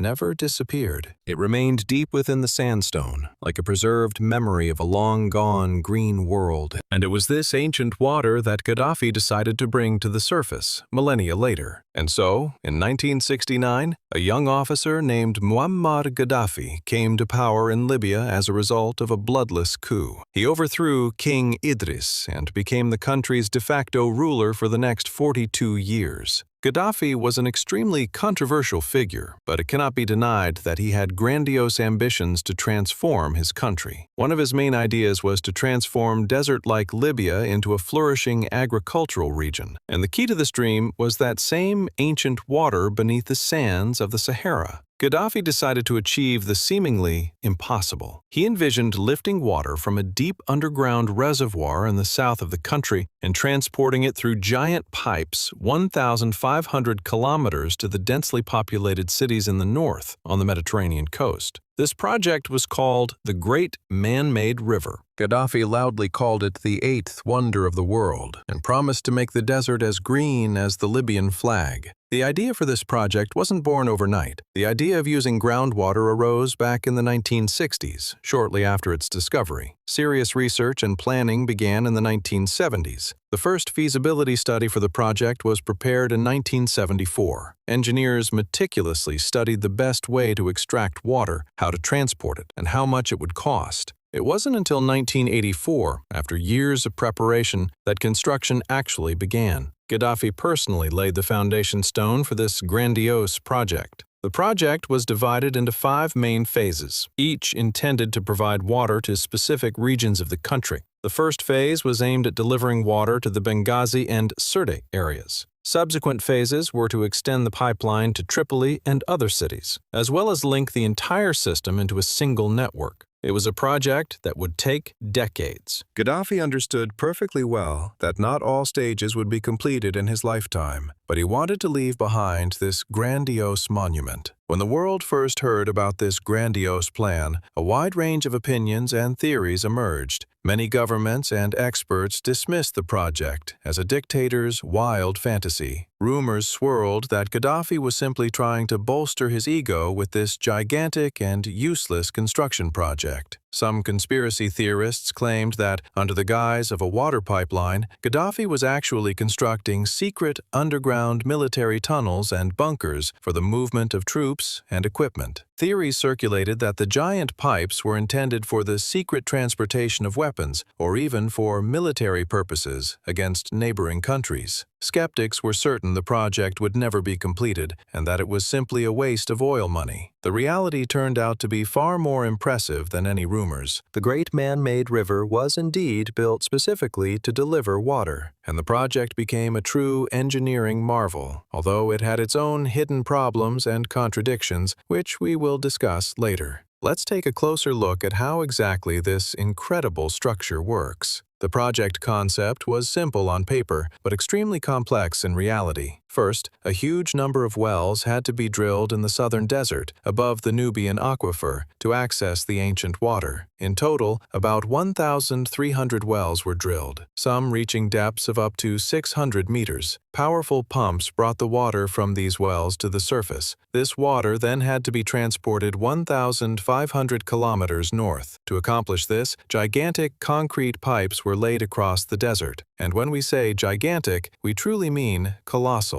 These pipes were so huge that an entire bus could easily pass through them. Their diameter reached 4 meters. The total length of the entire pipe network was approximately 4,000 kilometers. The pipes were laid in specially dug trenches and then covered with sand to protect them from the scorching sun and prevent the water from evaporating. That's why the project is called an underground river. Water flows underground, hidden from view, across the vast desert. The production of those gigantic pipes deserves a separate story. Transporting such enormous concrete structures from so far away would have been impossible, so special factories were built in Libya, right next to the future pipeline route. These factories cast cyclopean concrete pipes, reinforced with special wire for strength. Each pipe weighed hundreds of tons. These pipes were then transported to the installation site on special giant transporters. To lay the pipes through the desert, they first dug enormous trenches several meters deep. Cranes carefully laid the pipes into these trenches, connecting them together. Afterwards, the trenches were filled with sand. All this work was carried out in the sweltering heat of the Sahara, where temperatures rose to 50 degrees Celsius. The workers had to labor in extremely harsh conditions, far from cities, in the middle of the lifeless desert. Temporary settlements were built for them, and food, water, and everything else they needed were delivered.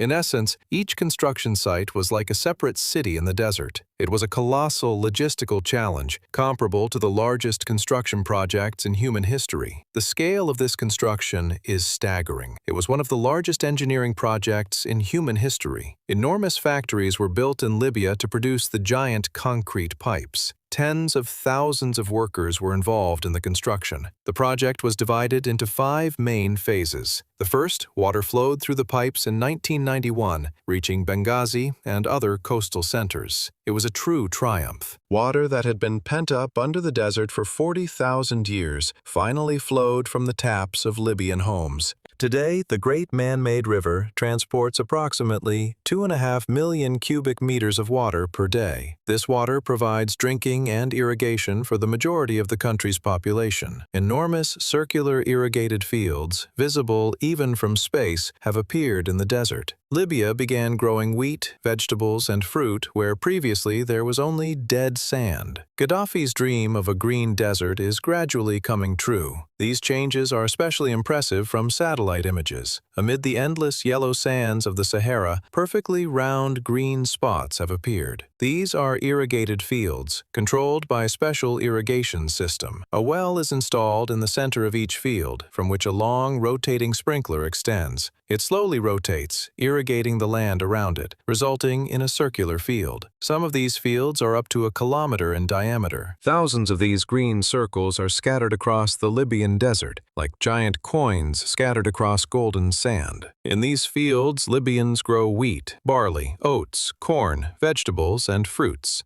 Livestock farms have also sprung up. What was a completely dead desert just a few decades ago has become a source of food for the entire country. Gaddafi dreamed that with this water, Libya would be completely self-sufficient in food and no longer dependent on imports. Particularly striking is how Libya financed this colossal project. The cost of the great man-made river is estimated at least $25 billion, a huge sum even by the standards of wealthy countries. And the most astonishing thing is that Libya built it entirely with its own money. The country took no international loans and did not incur debt to international banks. All costs were covered solely by revenues from Libyan oil sales. Gaddafi was fundamentally opposed to taking loans from Western countries, believing that this would make Libya dependent. Therefore, he directed a huge portion of the country's oil revenues specifically toward this water project. This was his principled position. He was proud that his country, without any assistance, was implementing the most ambitious irrigation project on the planet.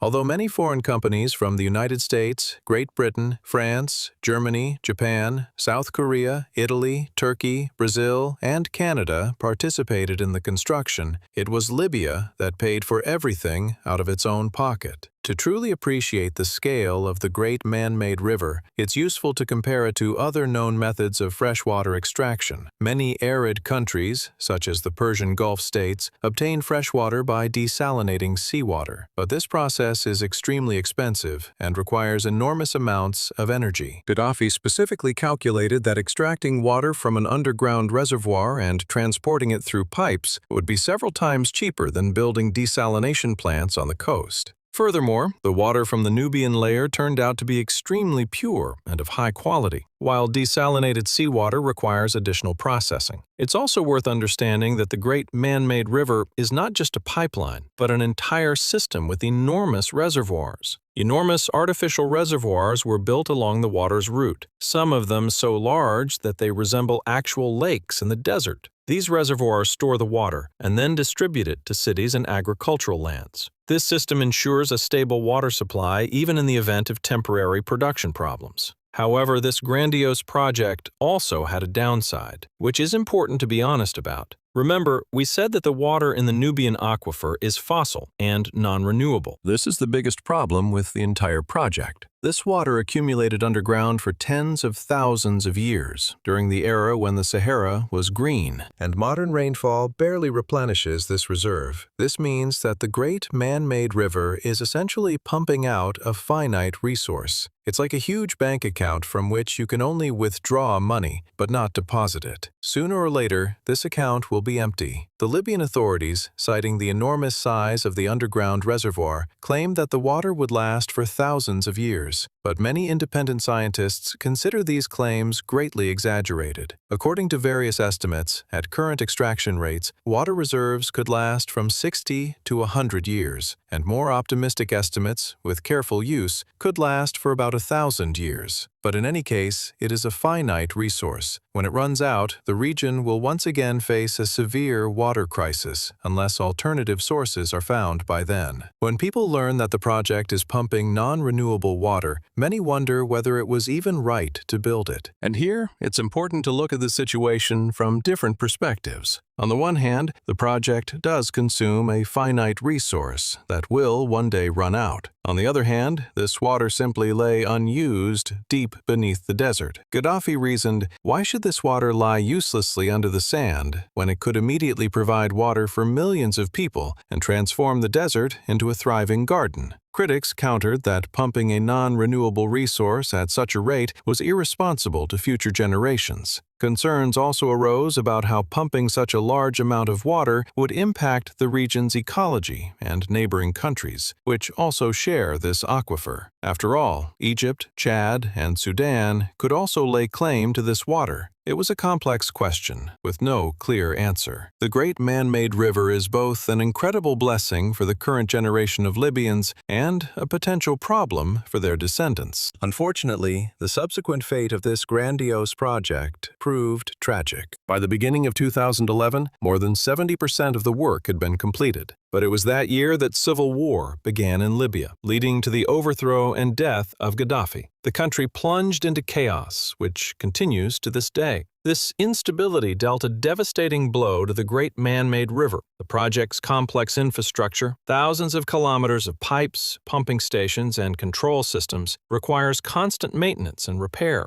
Amid the war and devastation, maintaining it all became extremely difficult. During the fighting, some sections of the pipeline were damaged. Factories producing replacement pipes were damaged by shelling. Today, this project, vital for millions of Libyans, is under serious threat. If the system fails, the majority of the country's population could be left without drinking water. After Gaddafi's fall, accusations also emerged that multi-million-dollar bribes were paid to Libyan officials when signing construction contracts. This water became so vital to the country that during conflicts, the warring parties tried to avoid damaging the system's key components, knowing that without it, millions of people would die. The great man-made river proved so vital that it became a kind of sacred object, even during wartime. International organizations, such as UNESCO, helped train Libyan engineers and technicians to maintain the system. Despite the instability in the country, the underground river continues to supply water to the majority of Libya's population. This demonstrates how firmly this project has become ingrained in the very fabric of the country's existence. Without it, modern Libya in its current form would simply be impossible. And yet, despite all the problems and controversies, the great man-made river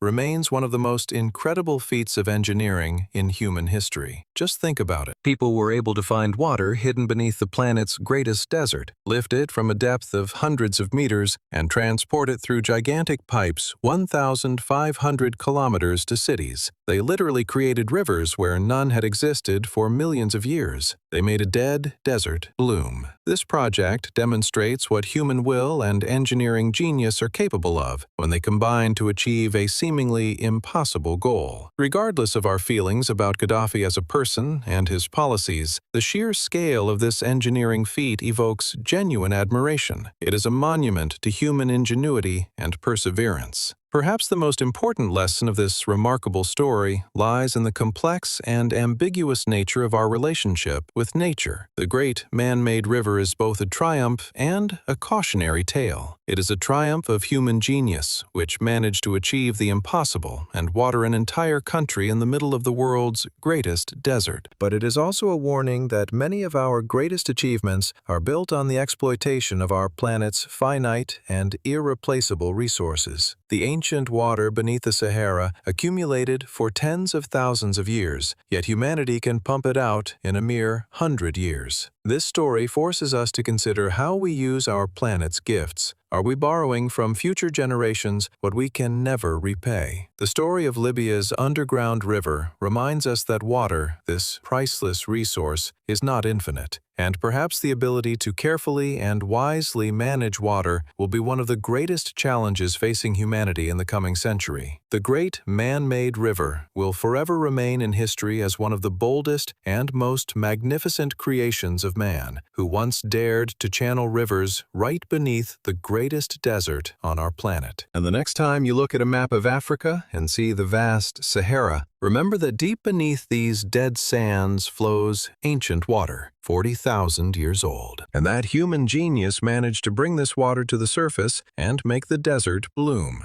This is the story of a dream, an incredible feat of engineering, and complex questions that humanity has yet to answer. A story that will forever remain one of the most astonishing chapters in the annals of man's struggle with the forces of nature.